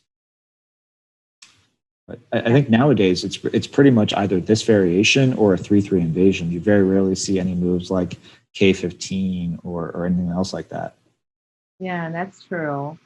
Yeah, so there are so many incredible moves nowadays to understand. I wish someday AI can talk and explain why at this moment we should play this move. That will be even more helpful. But it seems like the continuation here is going to be pretty forced, at least for the next move or two. Yeah. So the next move will be the Hane. In this game, Black has played a connecting move, which is not that common nowadays anymore. I think that's one of the biggest reasons. It's just too slow in the top right corner. So there are two good follow-up moves, either to connect here and descend, where it plays the one space extension, or some people like to press on the top and to nuke at this point. But I personally prefer the descend and make that exchange move and then to nuke. And what would be the reason for the descend versus the extension, and why would you prefer one or the other? I think that during the early stage, in the opening, I don't like to play the helping move, like to help my opponent to build up territory or make the weak group stronger. So I feel this move is one of the thank you moves. Yeah, so later on, I could play if I have the descent here. Let's say if white doesn't play the one speed pincer, then I will not play the press on the top. Instead, I will play the pincer to attack this group. Sure. Yep. That's the reason. So the other variation is black can push down and white cuts. Then if it's the corner to white, so black now can surround from the outside. That's one of the other options. And there's still quite a lot of agi with those two stones. White might not try to connect quite yet, but later on, it's possible white might be able to attack those two stones. So even though it looks like black has a very thick outside, it's actually a pretty fair result. That's right. Yeah. So white doesn't have to connect right now immediately to start a fight, but there's agi. Black did connect here. So it's very comfortable for a way to make a double tiger's mouth here. Yep. It looks like we have a question. So, but when you tanuki, don't you fear an immediate pincer on your own group? Is that not a worry at all? So I think they're referring to the variation that you like, if I'm not mistaken. Variation here. Yes, or where black extends down. So I think that might be the variation, and the white would play at 17. Yeah. And I guess is there a fear of white pincering at R12 or something along those lines? Black seems a little bit tight over here. No, not at all. Because if we compare, if there's one person to fight against 6 people group, who should be afraid of? Sure. It looks like black probably has the eye space it needs. Yeah. Yeah. Okay. It's so if white plays this move here, the what's this pincer, that's overplay move. Okay, let's go back.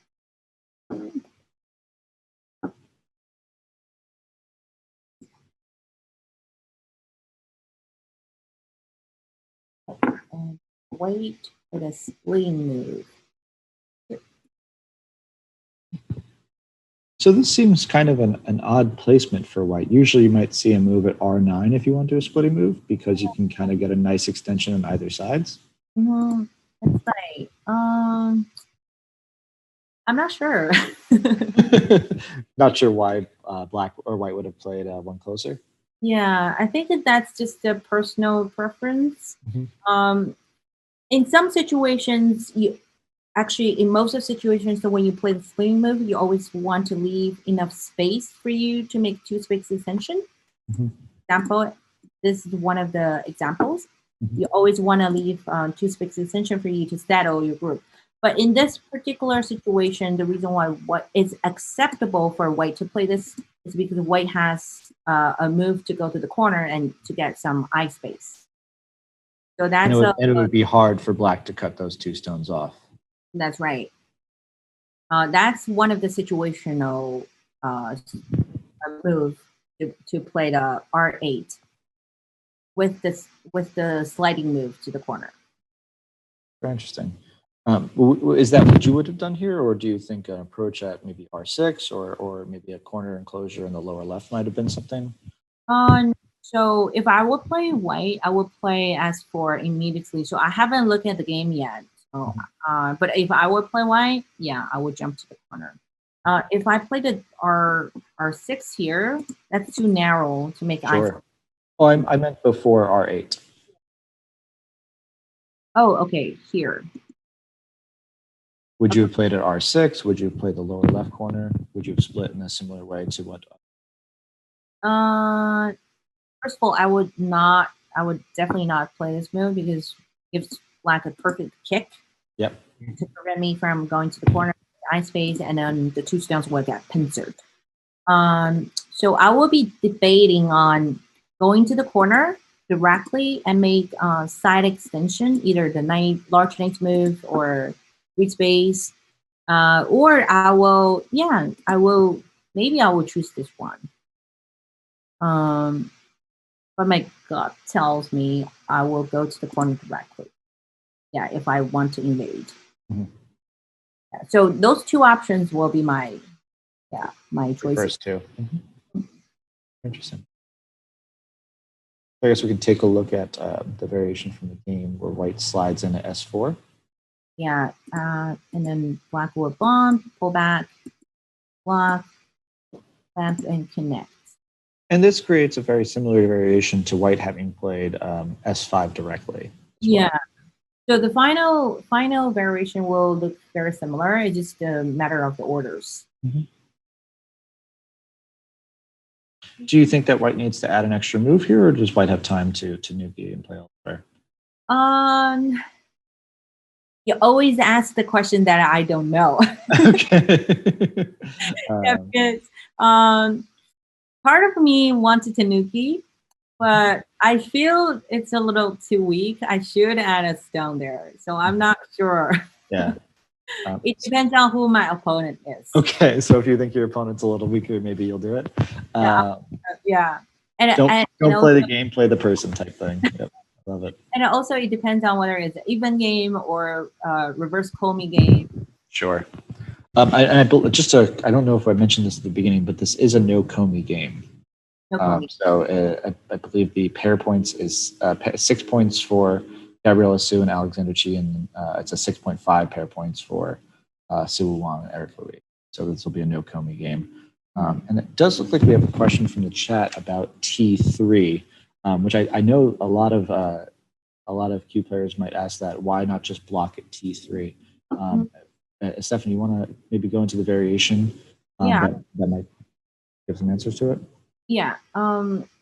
So the biggest difference between this move and R3 is not about the cutting point. So the cutting point doesn't work for weight, and it will never work for weight. But the difference is if black descends here, white will have many senseis from the outside to build up or to make the 3 white stones stronger. So for example, if white goes here, with the stone at the triangle, white is not able to play the attach because after push here, then let me go back to this move, then you'll see it more clearly. Then black now can Atari here. Okay. So if white extends, and then the 2 stones are dead, or black can even Atari and make a tiger's mouth here to capture or to surround everything. But with the stone at T3, it will give white many senseis here. So if black Atari is here, now the cutting point works. Sure. Yeah. So that's one reason, and the second reason is I'm not saying white should play this attach immediately to make the group stronger. Instead, white can save some RG moves from the outside. Let's say I already settled this weak group. And later on, I can play the pincer from the outside, or I can play attach here. With this attach, and I can play the one space jump as a sensei and steal all of the eye space from the corner. So it seems that T3 is very good move to cut the S2 stone off, but it actually gives a lot of potential RG in the future. Yeah, so normally with T3 stone there, or black has to play a one space jump immediately to follow up to get rid of the RGs. Yeah, no, I agree. T3 looks like a good move, good cutting move, but I think the leftover RG is just not worth the extra 2 or 3 points in the corner for black. Jump to the corner. Yeah, so in the actual game, white played a 2-4 relation. After the bomb, white attached here first. And so this will, by attaching first, this allows white to not necessarily have to answer after the same exchanges that happen, right? So it looks like black cut here as well. Okay. I think black, okay, in the actual game, black extended here, but I think black should block. Yeah, because the corner is huge. Not only it's the base, the eye space for both sides, but also it has a lot of points there. So by extending here, it won't give black a lot of points. white still have the Sensei on the top. And black would still need to add an extra move to even cut the two groups off. So Right.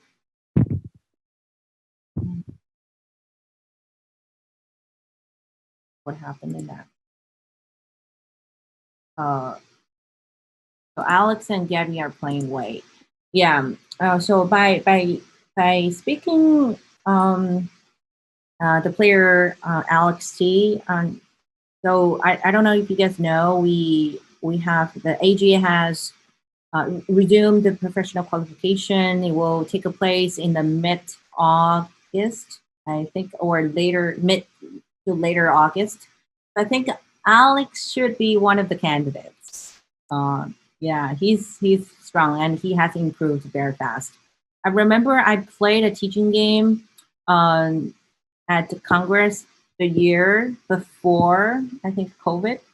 And he was, I think around two, three done at that time. But now, wow, he's already 6 done, close to 7 done. Oh wow, that's a very quick improvement. Mm-hmm.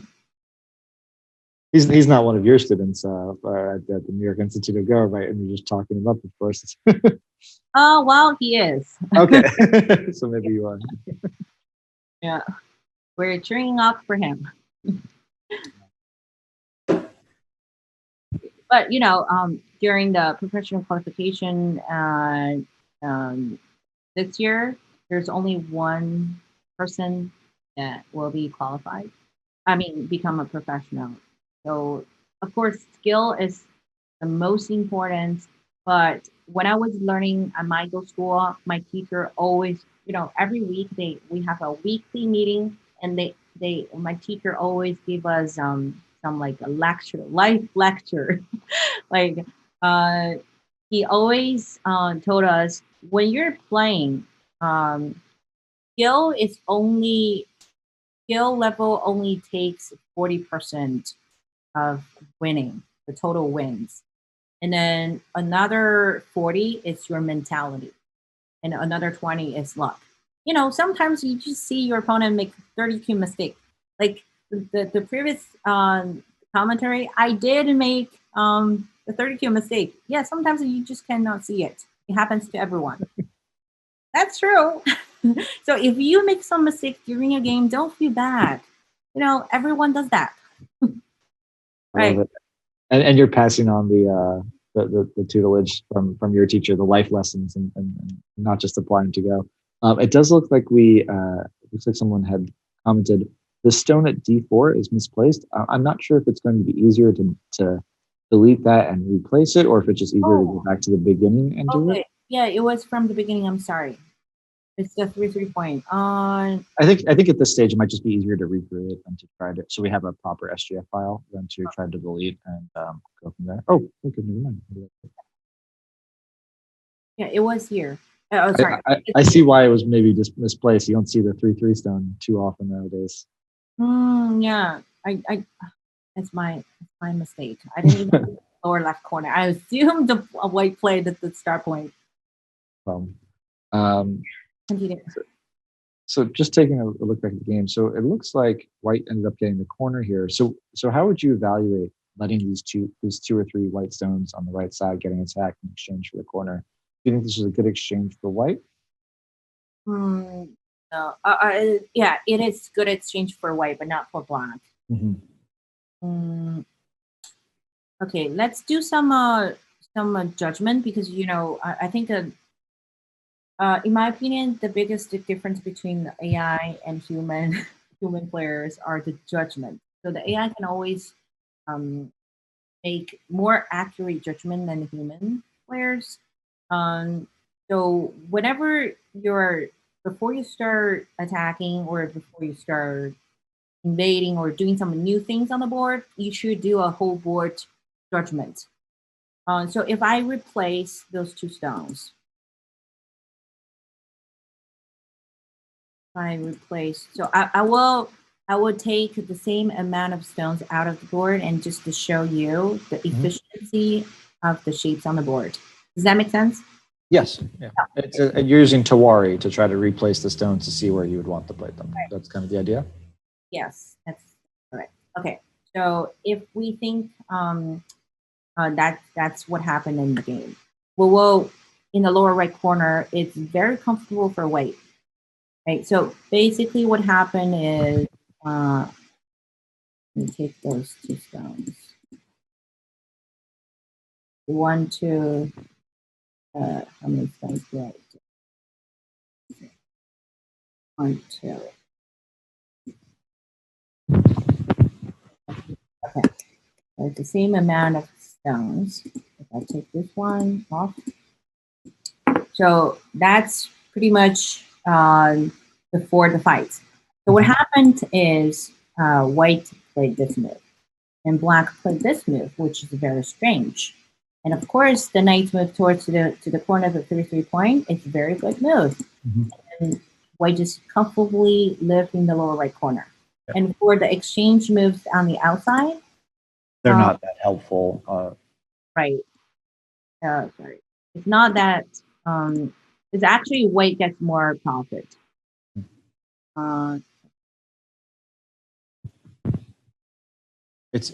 So I guess I kind of thinking here is if white had played R9 in the game, black would want to do it potentially on the outside as opposed to the inside, right? So black would probably rather have the stone at Q9 than at S9. So when you look at the exchanges, white stones are being used more optimally than black stones are. So even though white's 2 stones or 2 or 3 stones look weak, it's because it's because white got a greater advantage elsewhere. Right. That's how we compare the efficiency of each move. And this is called Tawari in Japanese, and it's reordering the moves to figure out not just what the board ends up looking like, but figuring out if that was the best move in that situation. So when we compare the original shape and the shape in the actual game, then we can see white gets greater profit than black. Okay, so can we just continue from here? I think so, yeah. Okay, and the white plate, side extension.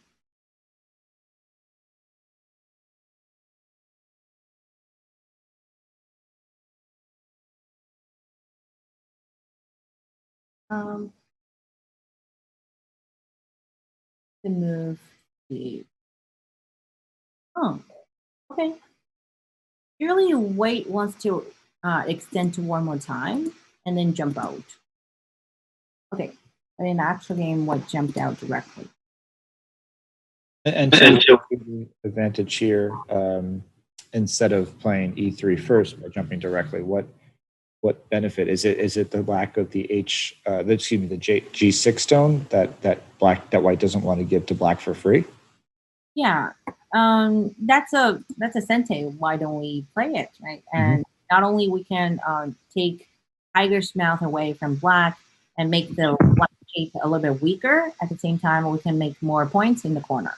And still later on, we have a back door open to connect that stone.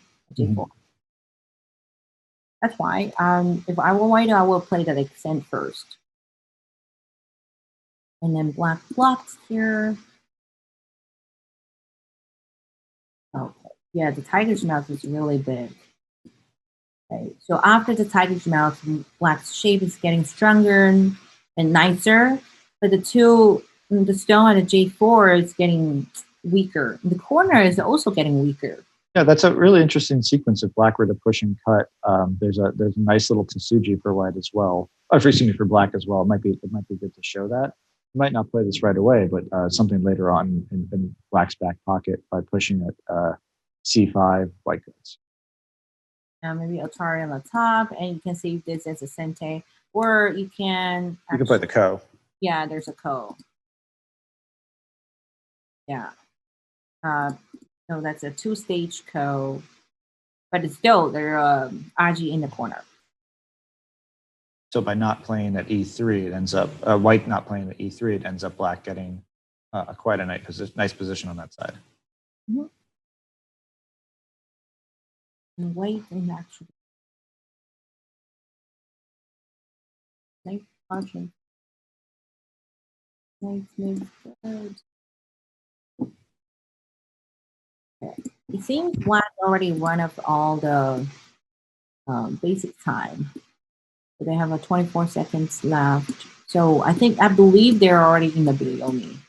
So I think the way that this time setting works is that you get 2 moves for every minute from here on out. That's I believe Canadian. Especially there are 2 people are playing. Pair-go games always go a little long.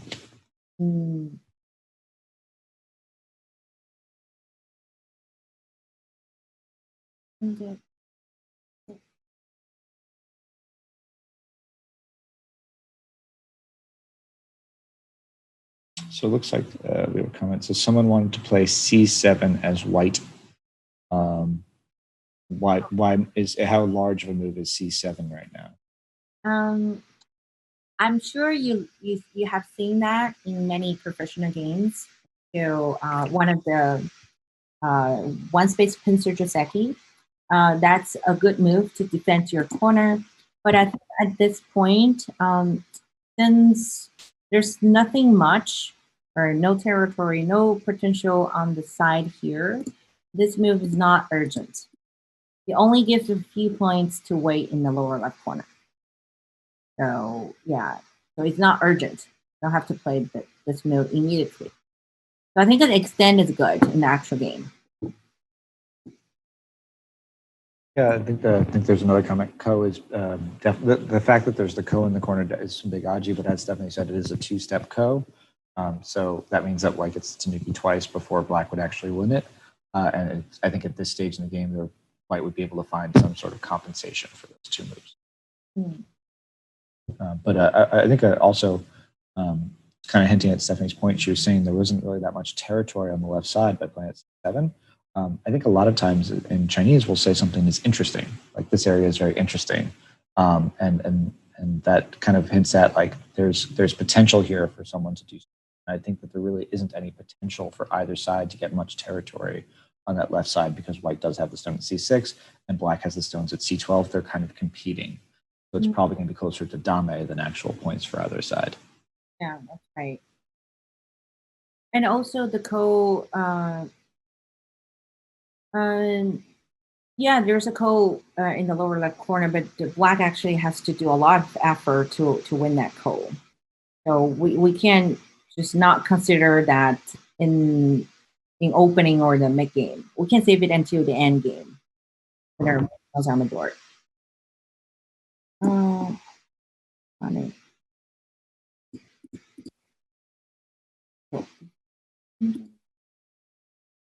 Pretty straightforward.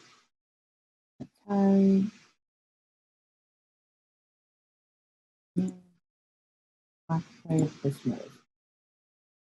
Okay. What do you think, Mike, on the whole board situation? It seems like white's using its stones a little bit more effectively to me, but I think it's not. It's certainly closer than our last game. Yeah, I agree. So the 2 stones on the bottom look pretty weak.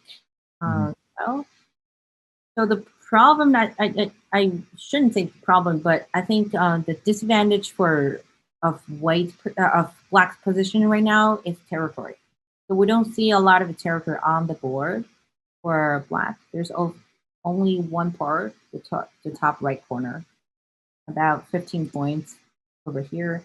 On the left side, they're about 15 because this area is not closed yet. Sure. So there are about 30 points on the board for black. White has around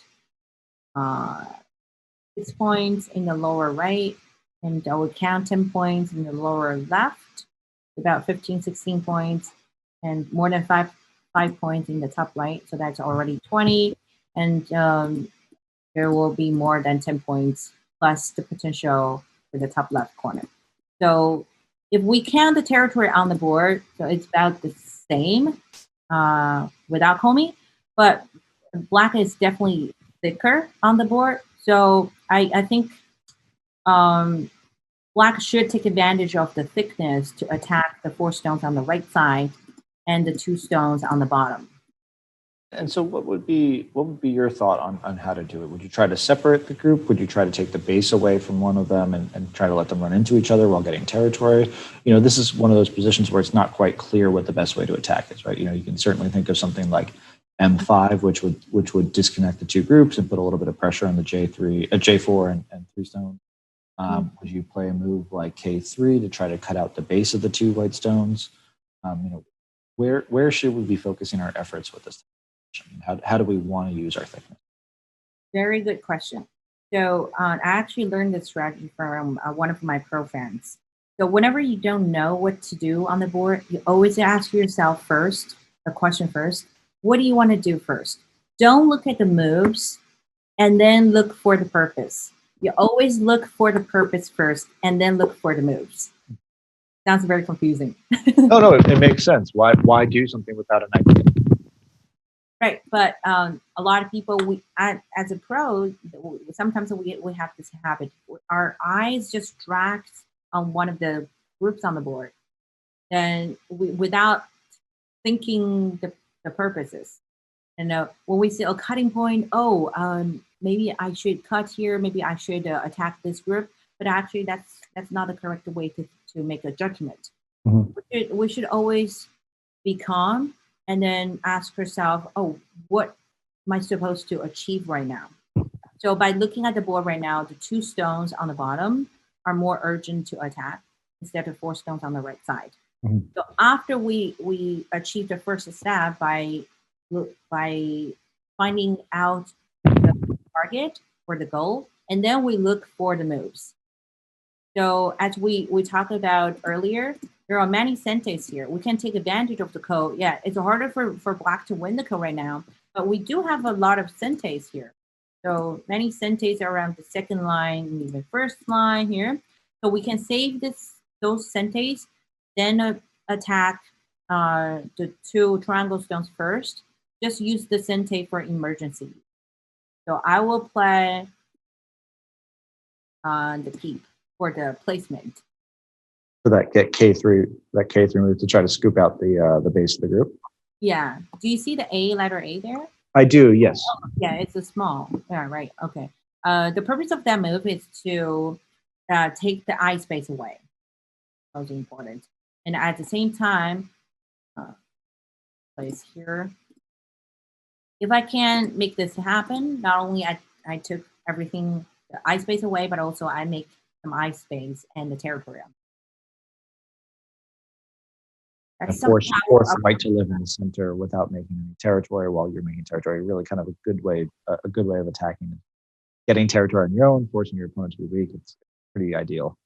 Mm-hmm.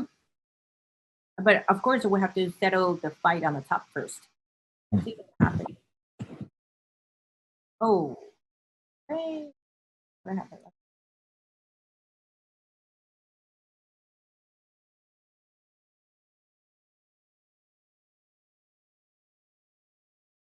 Here, let's play the knight's move. White jumped out. Okay. White is playing. I feel White knows what's the most urgent area is, so they always take advantage one step away from Black. Sure. Yeah. Do you think that maybe Black's knight's move was questionable? Maybe with a larger priority to play at that K3 stone, or? No, I think 015 it's urgent to play. Otherwise, after let's say we got to keep here and take everything away. Mm-hmm.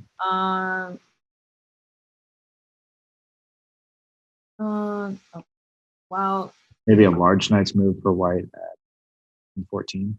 Yeah, but Black needs to be ready if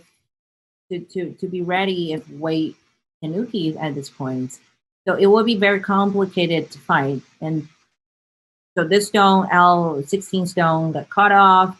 And now the question is, should Black save the stone immediately or keep attacking the 4 stones on the bottom? Sure. So there are a lot of calculation going on. And it looks like we do have a question from the chat. So this is the pair go game for the US Go Congress top board. This is Siwoo Wang black, Siwoo Wang 5-dan and Eric Louis 2-dan professional as black, Gabriella Su 6-dan and Alexander Chi 6-dan as white. And this is the second game of the tournament. After white settled, or if the bottom group stronger, and the white now comes back and attack this stone.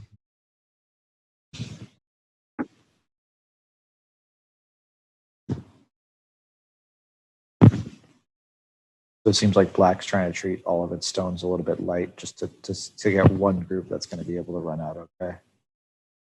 There's no very good move to follow up the cut. It's no matter which side black Ataris, it's not going to end up very good solution. So I think black, it's now trying to play a probe move and see how white responds, and then black can decide later. Which is a really good theory of just like, let me play elsewhere. If I don't know where to play, let me play elsewhere and see how the board develops. So I like this strategy a lot. Right, later. Black now sacrifice the 2 stones on the left side. I believe white will Atari. Oh, they start a co. Interesting. Back at the Atari is looking for that N14 move to try to sacrifice. I think so. Yeah, I think so. Yeah. So black Atari here is a co threat. White extended, of course. This stone cannot be captured, otherwise everything is connected. And capture, I believe white will play extend. Yeah, this is what happened.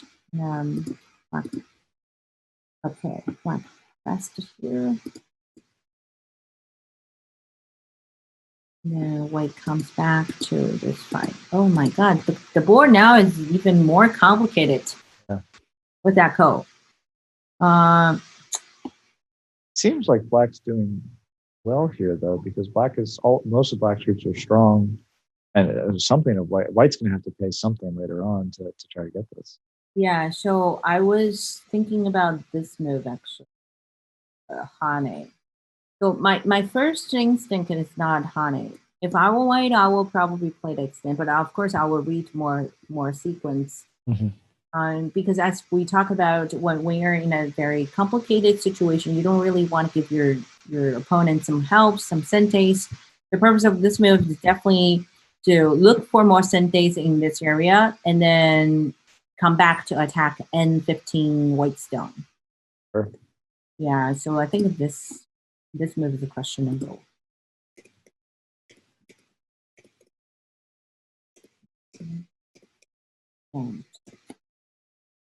Play the Kasumi. Yeah, this is a very big move.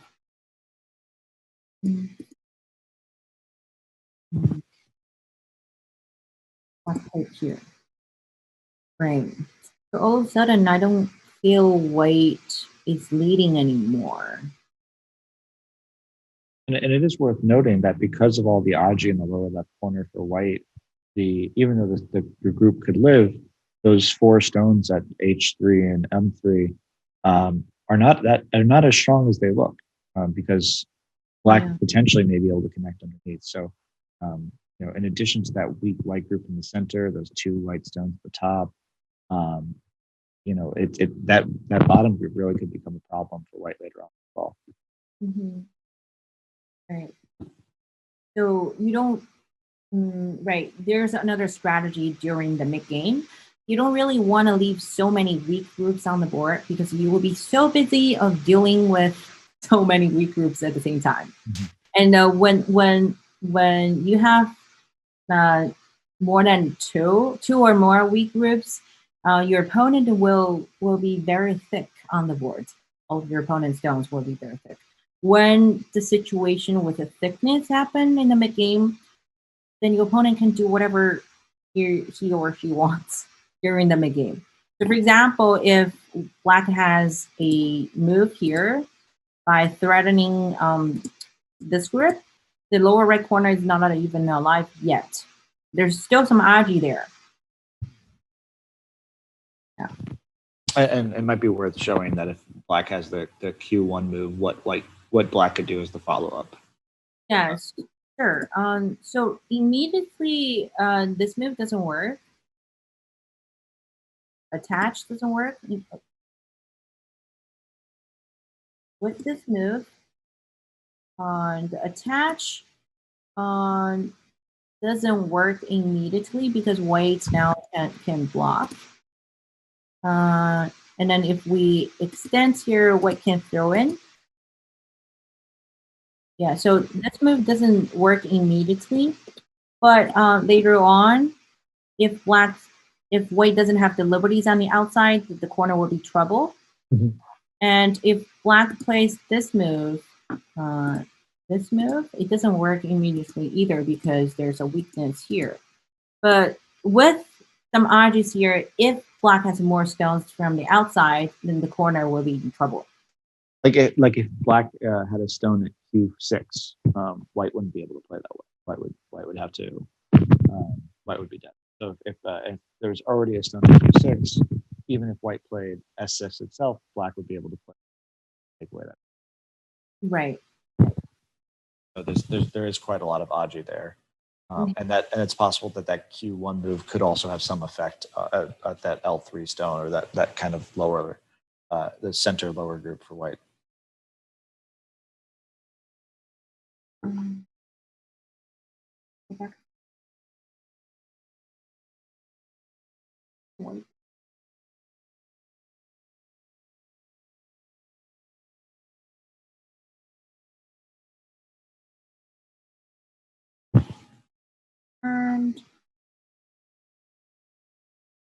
No, we're not muted. I think we're just trying to get back to the game. So just bear with us for a minute or so while we put a few more moves on the board. And this seems like a really nice result for black. Oh, I think this should be misread here. I don't know why white tries to push 2 times here. Maybe is white looking for this move? Black Atari, white connects. So black now has to connect. Well, black can push through first, doesn't need to block, right? And just trade? Right here. No, never mind. Yeah, there is. Oh no, actually, because there's a cutting point here. Yeah. No, I was thinking afterwards. Connect it and 3 first, white Ataris, and then push through. Yeah, there's a trade here. Yeah. It's very possible. Mm-hmm. I think this is what white worried about. Yeah, by losing the 3 stones here, it will give white a big headache. So it's not acceptable for white. So in the actual game, white didn't continue wedge here. Instead, white played a Kusumi. Yeah, then it makes those 2 exchange moves really unreasonable. Because if white doesn't plan to do something at the beginning, white shouldn't push these 2 stones here. It really hurt the dragon in the center. Mm-hmm. Also, loss of co-threats later on. Yeah, so this. Yeah, I think this is what black was trying to do. Black pushed here first, and the inner push here. It seems black now is making more co-threat. Okay, maybe not. Black is still trying to attack the dragon. Okay. And then white jumped here. Black pushed and cut. I think we're at the game now. And there's a nice added benefit of those J9 stones because if black ever connects at K16, those 2 stones in the center could also come into trouble. So these stones have not only the benefit of attacking the white group on the right, but also potentially those 2 stones on top as well. Yeah, right. Oh, they're so complicated. We have a ko on the top, ko in the lower left corner, and the 5 stones, the 5 white stones I'm talking about here are not completely alive yet. So you think that this is a good game for black then, I would imagine. That's my feeling. Yeah. White may have a slightly more territory, but with this many weak groups, something bad is going to happen to white potentially. Yeah, so after this move, we can actually see there's not much gain for white, right? So we counted the 20 points for white right here, I believe at the beginning. Right? Did we? 20. That might have been the last game. Okay, sorry. But we did we count? No, I don't believe we've counted yet in this game, but I think we did not. No, we did not. Did we count after this move? Did not count? I don't remember. Maybe a light counting. Nothing so exact. Maybe. Okay. It does look like we have a question in the chat. I know Stephanie, you did this before, but do you mind just showing that ko in the lower left corner one more time? Of course, I'm happy to show. Okay, let's. So Eric, there's a two-step ko in the lower left corner after white cuts at b6. So we actually cut from the inside. That's actually Better, yeah. Because when black wins the ko, the 3 stones on the outside are also dead. And this is a really common Tsuji, that c6 inside the cut move, where black would need to Atari at d3, and then you can make a ko on the inside by the c2 and b1 combo. Is a very common. Okay.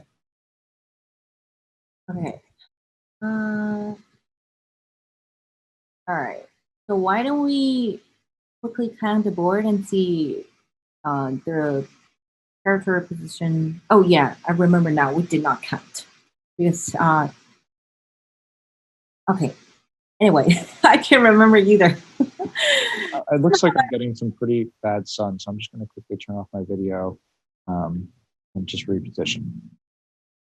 Okay, and Wei has points. 10 points. Maybe not 10 points now. Michael, we did count. Yes, because I remember I wrote 10 there. Okay.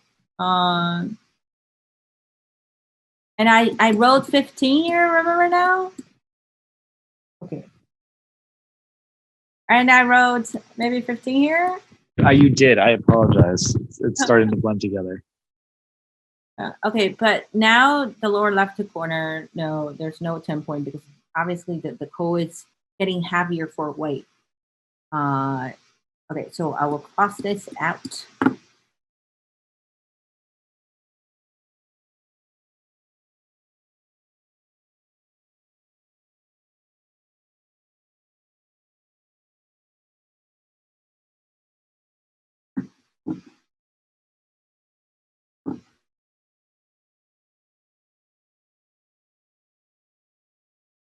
Okay, can you hear me?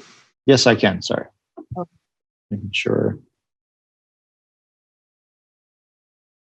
Right. So it looks like we have a lot of points left on the board. So where do we think the game is at? Do we think that white's ahead or black's ahead? So the lower left corner, there's no 10 point. So let's just not consider the lower left corner for now.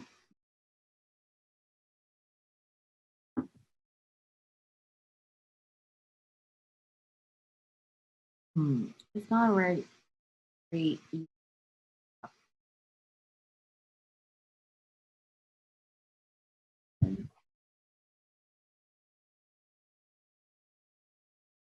To 20 points.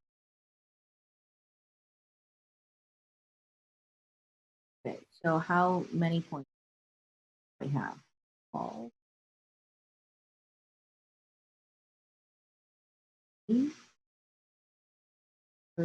13. Okay, around 30 points for weight. And maybe a little bit more if it has the chance to fix the lower left corner, but a little unclear. Yeah. Okay, so on the board, black has more than So we counted the 15 points in the top right corner in the very, very beginning. And black right now, black has more than 15 points. We over here, and those two stones are not aligned. So more than 15 points. So on the board, it's very, very close. Turquoise is very close. But black has the whole control of the board. And plus, black can start the code in the lower left corner later. So I would say, yeah, at least it's more even now.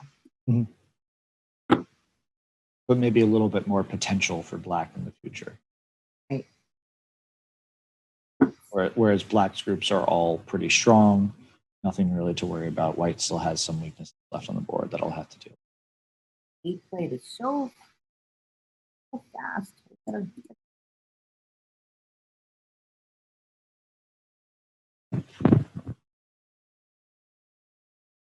It's like someone's taking a bet on black is going to die. Oh. Okay, but black didn't start a co. Instead, plan. I think the white now should be happy with this plan. Oh, the corner is completely fixed. So this seems quite generous to black, and it also prevents any sort of weaknesses at E2 like that for attacking the lower stones. So it seems maybe a little questionable, but I guess black is more concentrating on that center group and just really trying to kill that, but a little risky, no? Yeah, it is. Never try to kill a dragon unless you're 100% trust your reading skill, which is hard.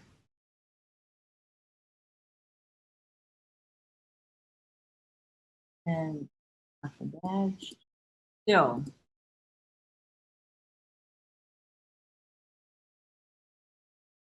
Sorry. Yeah, this seems. It seems like the black 4 stones in the corner are now in a little bit of trouble as well, potentially. Yeah. I don't think there's so. My instinct tells me it's very risky to try to kill the dragon in the center.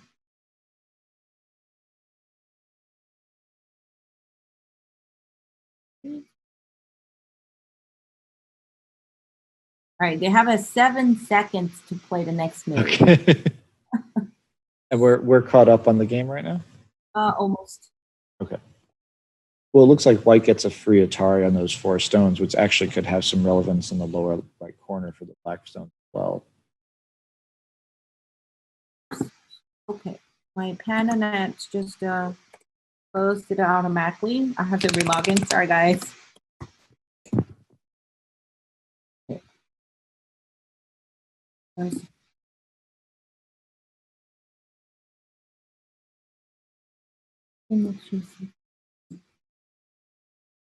All right, come back.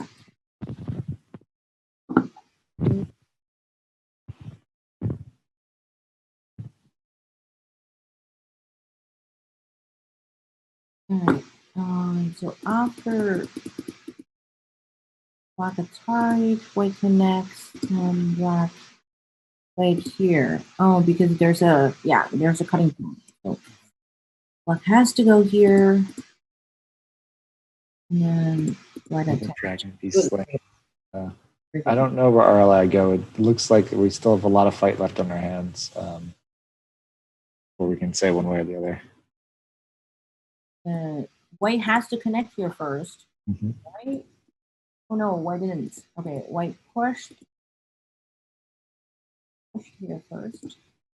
I think that makes sense too. Black is not going to capture here because there's more room for white to escape. Yep. So white, black blocked, white Atari. Looks like a Sensei.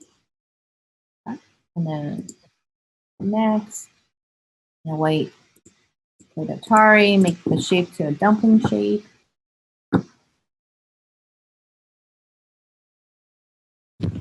Seems like there's a good amount of Aji left area. Oh, the game is really intense. And both players have to read everything within Under 30 seconds. 1 second, right? Yeah. Wow. Okay, and yeah, we're at the game now. Mhm. Sorry, an extent. Um,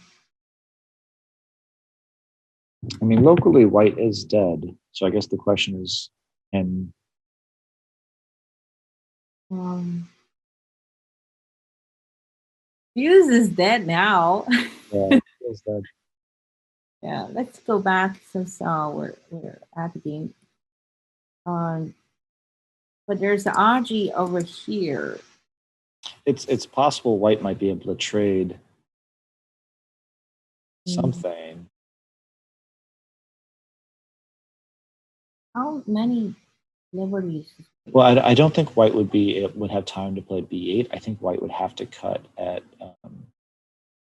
d11 first. No. D. Oh, D11 first. I just don't think white would have time to play at b8. Yeah, but I don't think the Atari now matters. Mm-hmm. The ladder, not enough. no, ladder doesn't work. Mm-hmm. I Unless white were to give up the corner, maybe. Even white gives us a corner. No. So white plays at b8, and then when black is at a6. Oh, okay. But that's still because still not working for white. Yep. I can straight down to the side.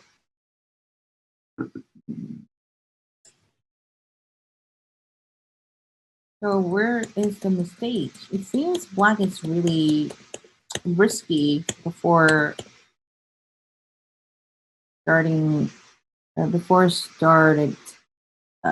attacking the dragon. Let's go back. Okay, it starts from here.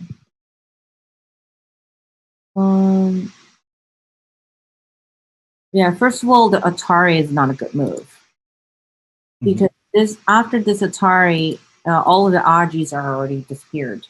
So the better move here is to extend because white can save the Atari here, get some senseis on the bottom. So most likely, if white goes here, black has to play additional move.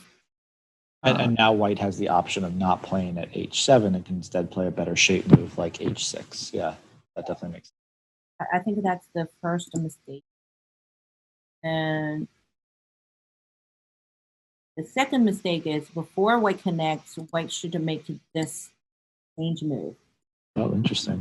So that white will have either A or B as a sensei. Oh, that's a really good decision. I think this exchange is really important. So with this exchange, well, I guess the question comes in what if white were to push through? What if black were to push through when white Ataris? Does black have time? So at instead of answering at e4, does black have time to push through?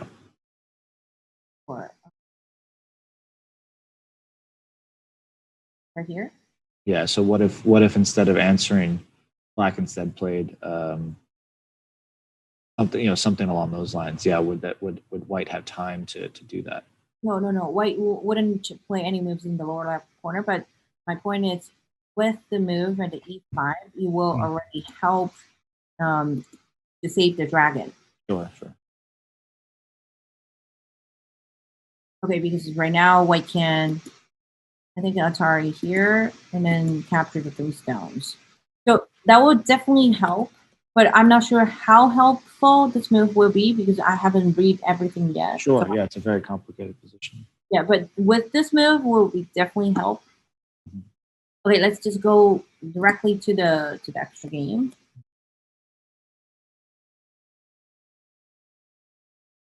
Yeah. So if we have this exchange move here, this move now would work. It's much better, yep. Yeah. So we can Atari and Atari. Or already pretty a big difference. So this is oh no, sorry. So we end it here. I don't believe that descent there.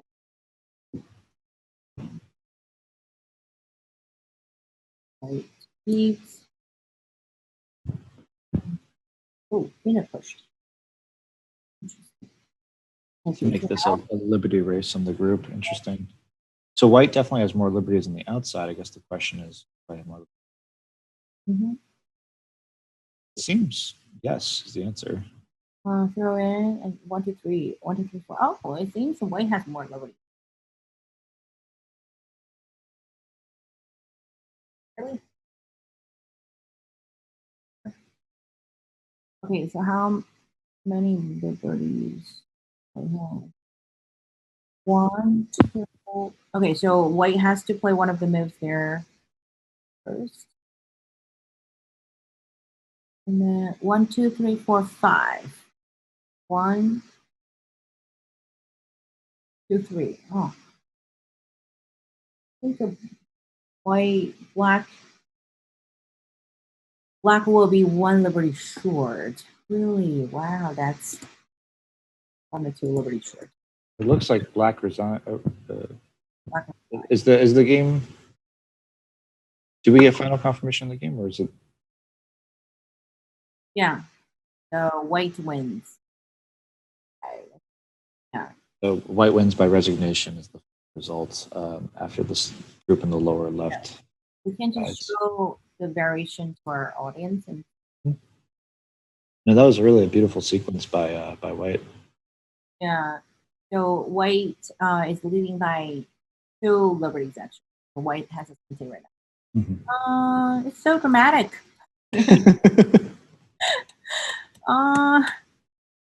That move at f3 is really also quite lovely. So.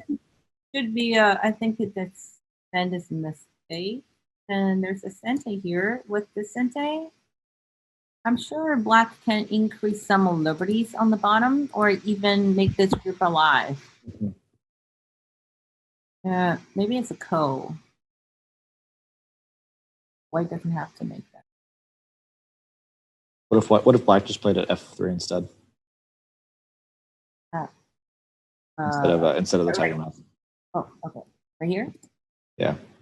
Then white can capture the stone. That should be enough liberties though. Okay, so white has a 5. Black has 1, 2, 3, 4. 1, 2, 3, 4, 5. Okay, so we have to reduce one of the liberties directly. Win. With the white. Yeah. So by just looking at the capture raise, I don't think black will lose. Yeah, what happened? Okay, in a push here, and black descended. Oh, okay. So black lost the eye on the top. What's gonna happen if black connects? Is it going to change anything? Maybe throw in here. Okay, it doesn't. 1, 2. So in that situation, black has 1, 2, 3, 4. I can show you guys here. 1, 2, 3, 4, 5, 6, and 7. 7 liberties. 1, 2. Okay, maybe throw in is better. 6 liberties. If white goes in here, connect.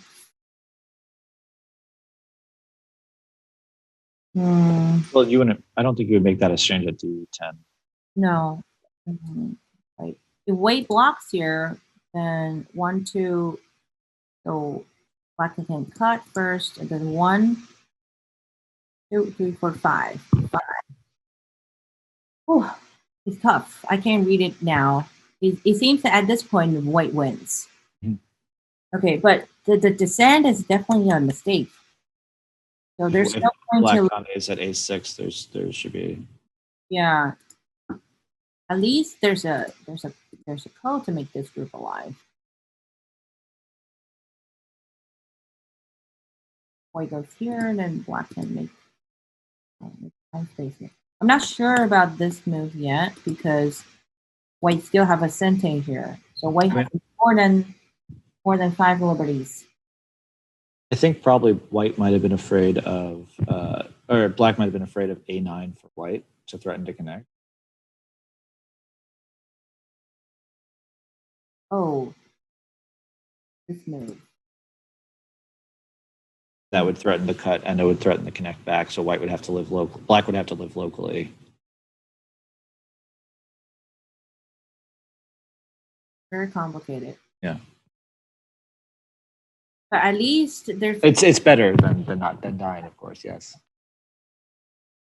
Okay, I haven't counted how many liberties the dragon has. It seems there's still not many, but compared with the 4 stones on the left, the 4 stones should have less liberties.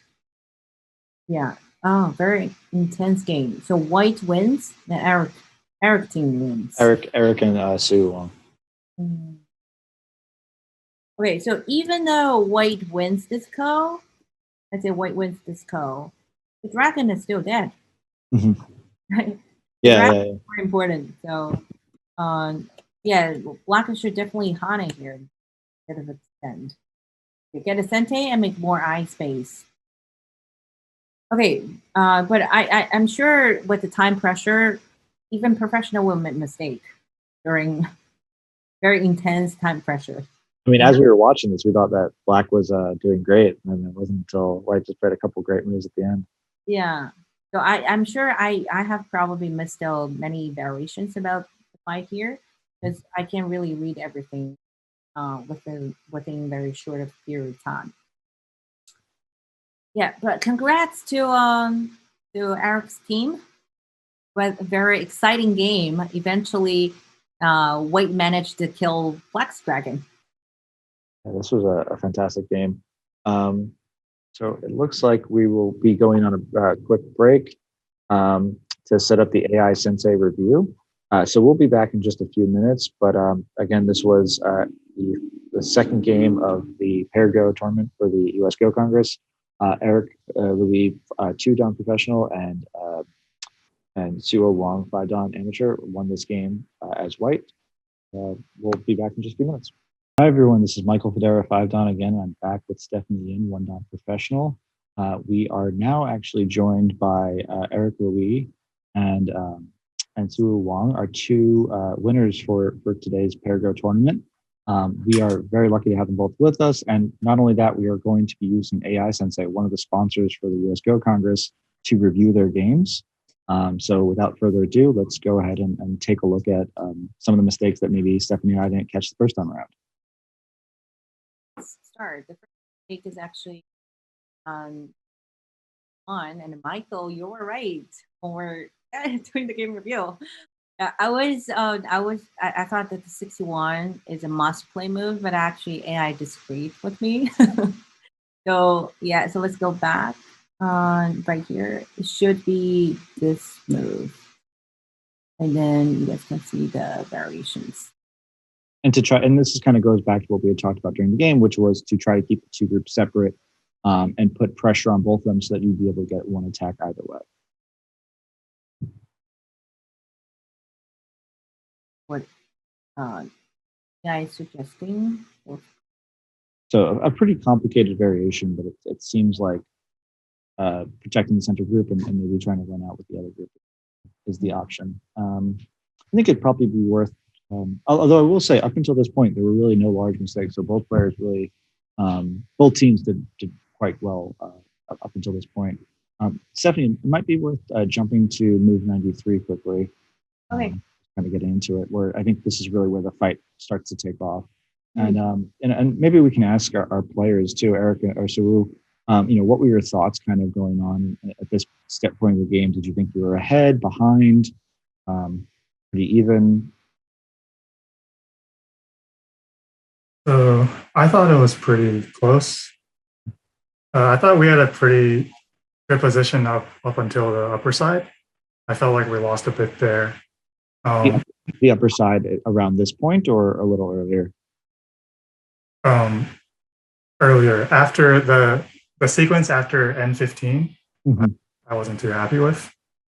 Yeah, so I think Stephanie had pointed out that potentially instead of the Hane at H16, maybe just extending one more on the third line might have been a little bit simpler. Yes, I kind of agree. Yeah.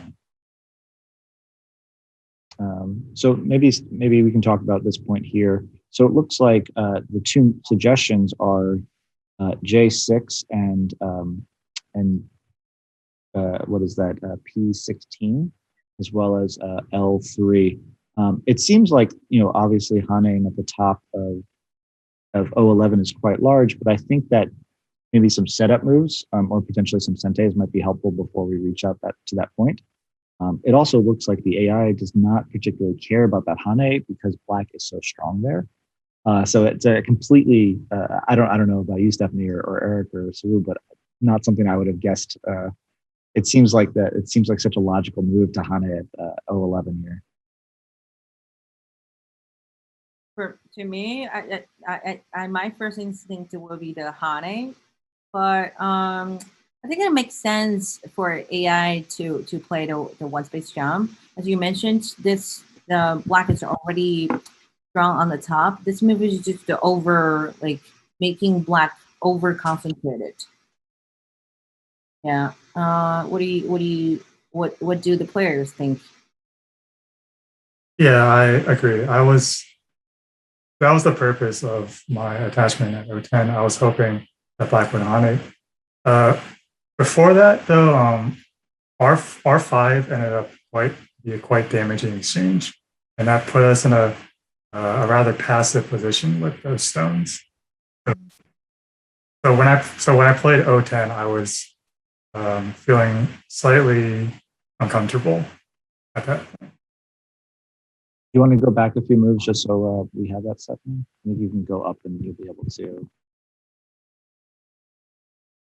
No, so I think before O10, I'm not sure if that was the last move that was played or not. You can press X and that'll give you the option. There you go. So you want to use the blue keys to move forward. Yep.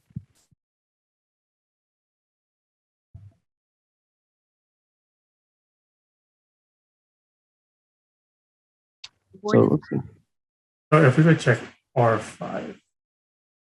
So R5, one more move back. Yeah. So it looks like R5 was the suggested move as well. Wow, I did not expect that. Because it seems to me like a damaging. Well, it's funny you say that because Stephanie had a very similar thought in the game where this push did not seem to make sense. Yeah, maybe. Yeah. Oh, but why didn't push here immediately? I think it's the two other pushes. I was mentioning the other two here were damaging the. Is there any way to see how to go or whichever AI this is would play instead of 92?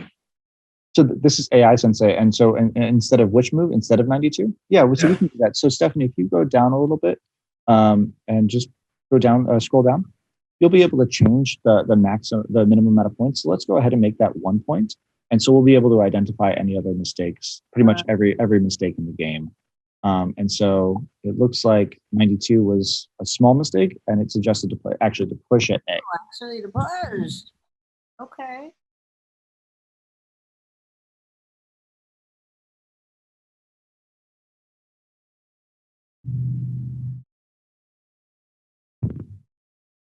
It seems like a very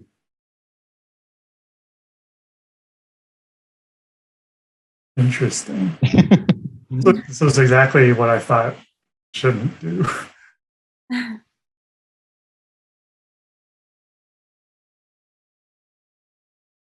So kind of giving up those 4 stones. But I guess a very large center for so I think the key here is 13 and 15. That's a very sharp sequence. That's something we likely to have come up with. So this gets a little bit complicated. Are you able to move one or two or a few moves back in this sequence so we can take a closer look at it? I think AI Sensei may have gone a little bit too over our heads for this. You mean in the actual game, a few moves back in the actual So game? no, in the review, so we can take a look at 13 and 15 in particular. Oh, okay. Yeah. Right here.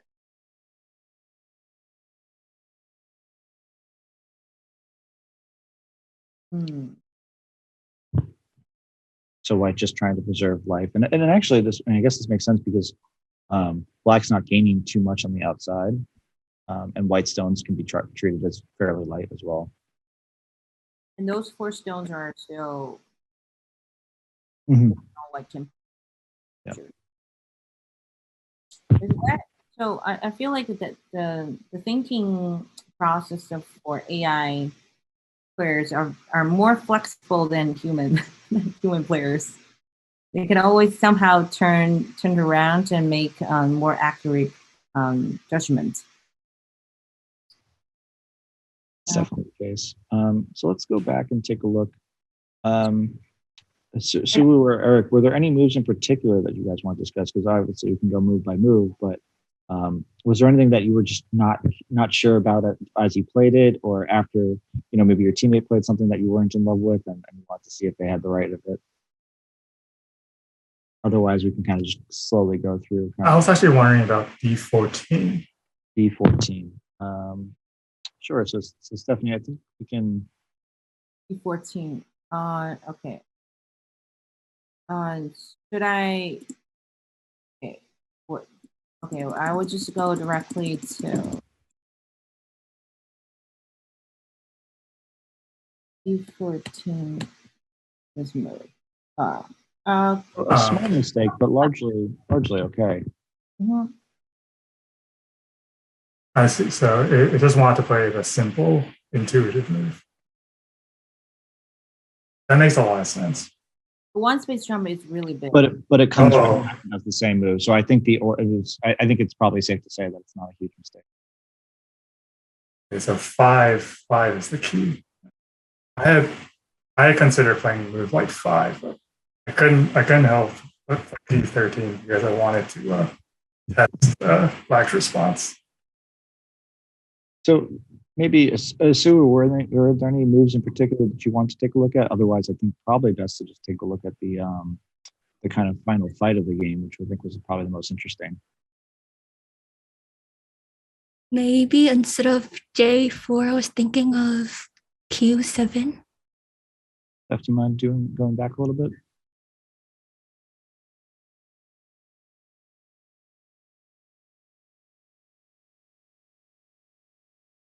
Q7.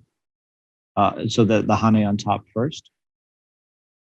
So it looks like this move was well liked. We can, if you want to, Stephanie, we can actually take a look at the, if we go back to any mistakes, I think you can actually set it so that we can see any sort of increase or decrease. So if you scroll down just a little bit. Oh, N6? You said J4 versus Q7, correct, Sue? Yeah. So Steph, if you scroll down just a little bit, you can push the cursor back all the way to 0. So basically any mistakes. And so we can see what the suggested move here is actually. So yeah, it looks like your instinct was right, Sue. But I certainly don't think it had any issue with J4 as well. Mm-hmm. So Stephanie, maybe it makes sense to go towards move 100-ish, and we can take a look at the fight. Obviously, some pretty large mistakes happened over there. So. So the first mistake.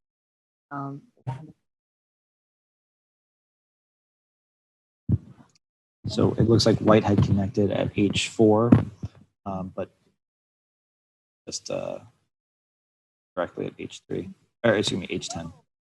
We're gonna do a trade.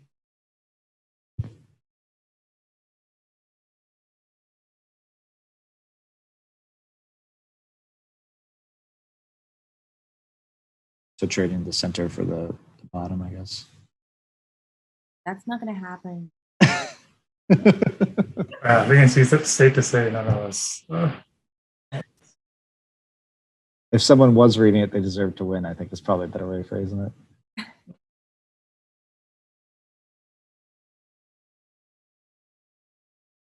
Oh wow.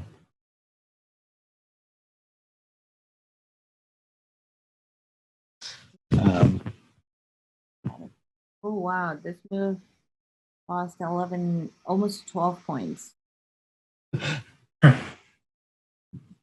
Wow. Very surprising. Okay, should we jump to the next move? Maybe, yeah, maybe just going quickly through the points might be good. I think going in depth with all of these will make our heads spin a little. So it looks like the Hane was a bit of a mistake. It wants just to directly cut, which should easily prevent any sort of connection there as well.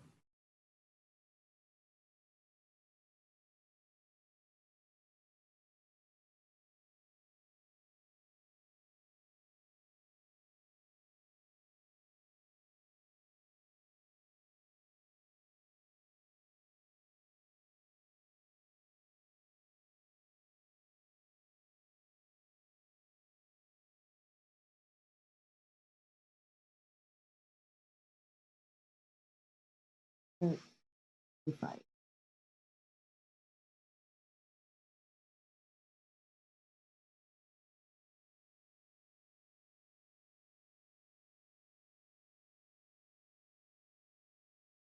Okay.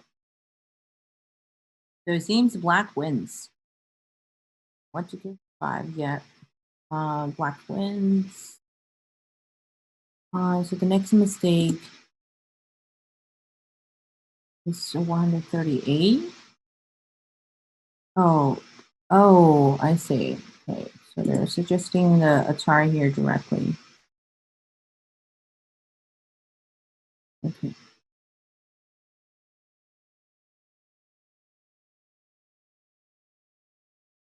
All right, so that's probably the similar variations as the last, the 137.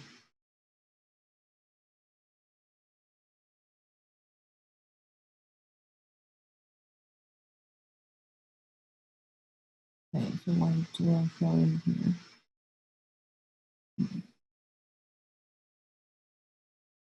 Are you able to hear me by any chance, Stephanie? Yeah. Okay, great. Sorry about that. A little bit of technical issues. No worries. Okay, it's really, really complicated for the Liberty fight. So it seems the 137 and the next moves both are mistakes. All right, let's see the next one. Oh yeah, it's the 153. So black should have honey here.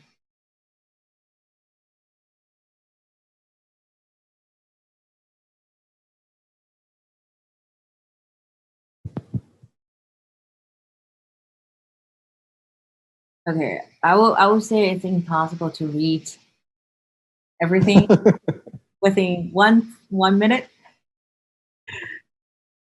I mean, you guys did a fantastic read to get to what you found, even if it wasn't everything you could possibly read. This is really impressive. Yeah. Okay, so I think it's the. I was pretty sure we were in trouble. I think both Stephanie and I were saying, "Oh, this looks good for black for a little while." So Everything in this move better.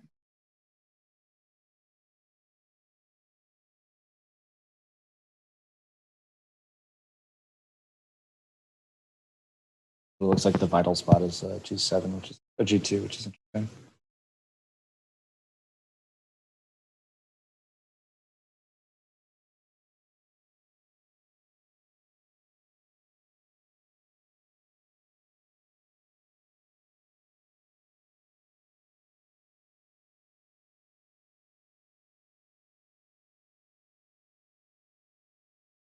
It still looks. Dragon is still not alive. It's still not alive. Yeah, Fighting for the code here. but it looks like black should have a bunch of local threats. So Right. Okay, so the next move is a big mistake. 34 points. the next series of moves are all 30 points plus different. So white should have try here. Mm-hmm. Which I mean makes sense. It's just Sensei, but that might just be an order thing. It might not be.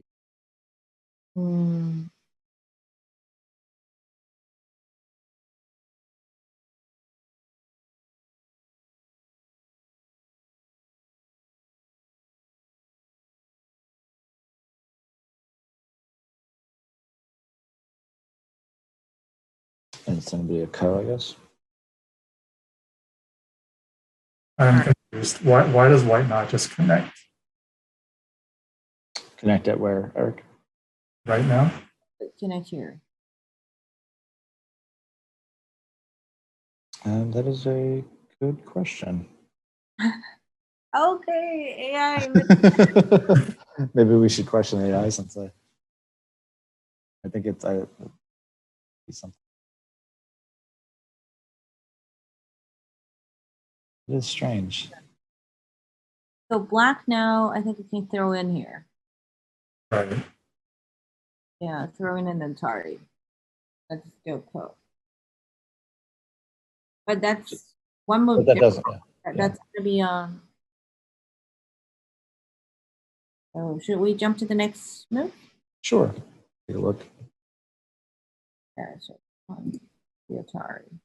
Which I think is what you said, Stephanie, when we were reviewing, that black needs to try to do something to get more liberties. Mm-hmm.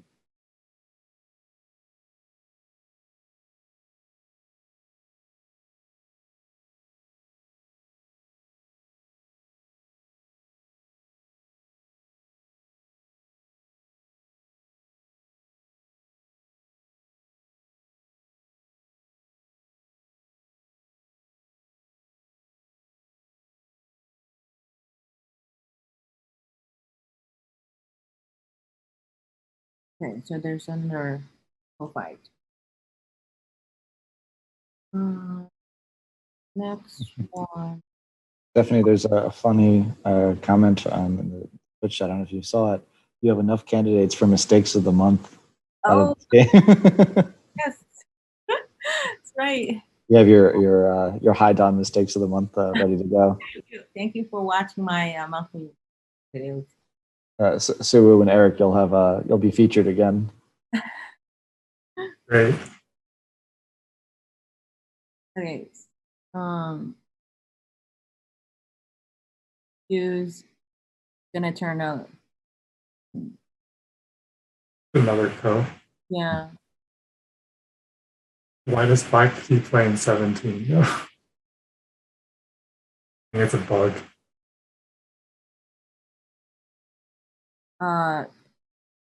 Seven. Oh, I can't. Oh, black is.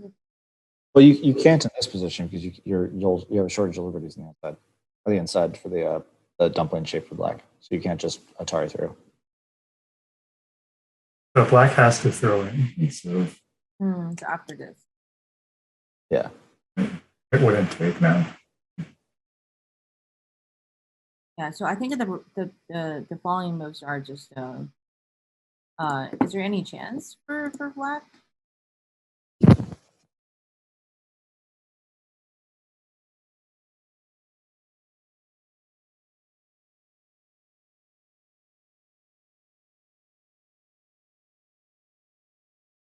But if we look at the game results here, so starting from 159, white already started winning 43, almost to 45 points. So I think the rest of moves will not change the total result of the game. Yeah, you're right. I think this might be a good place to stop, unless Eric or Seowoo, if you have anything else you want to say, or if anyone in the Twitch chat has anything that they're hoping to get answered. Otherwise, thank you, Eric and Seowoo, for such a fantastic game. Thank you for Stephanie for being on here and giving a great commentary. And of course, everyone who is helping to put this on behind the scenes as well. So Stephen and Stephen, thank you as always for everything you've done. And then also thank you to AI Sensei and Jared, excuse me, apologies. And Jared and AI Sensei for allowing us to being a sponsor of the US Go Congress. And congratulations, Eric and Seowoo, on your win today. I think that's it for us, and have a great evening, everyone. Thank you, everyone. Good night. Take care. Good night.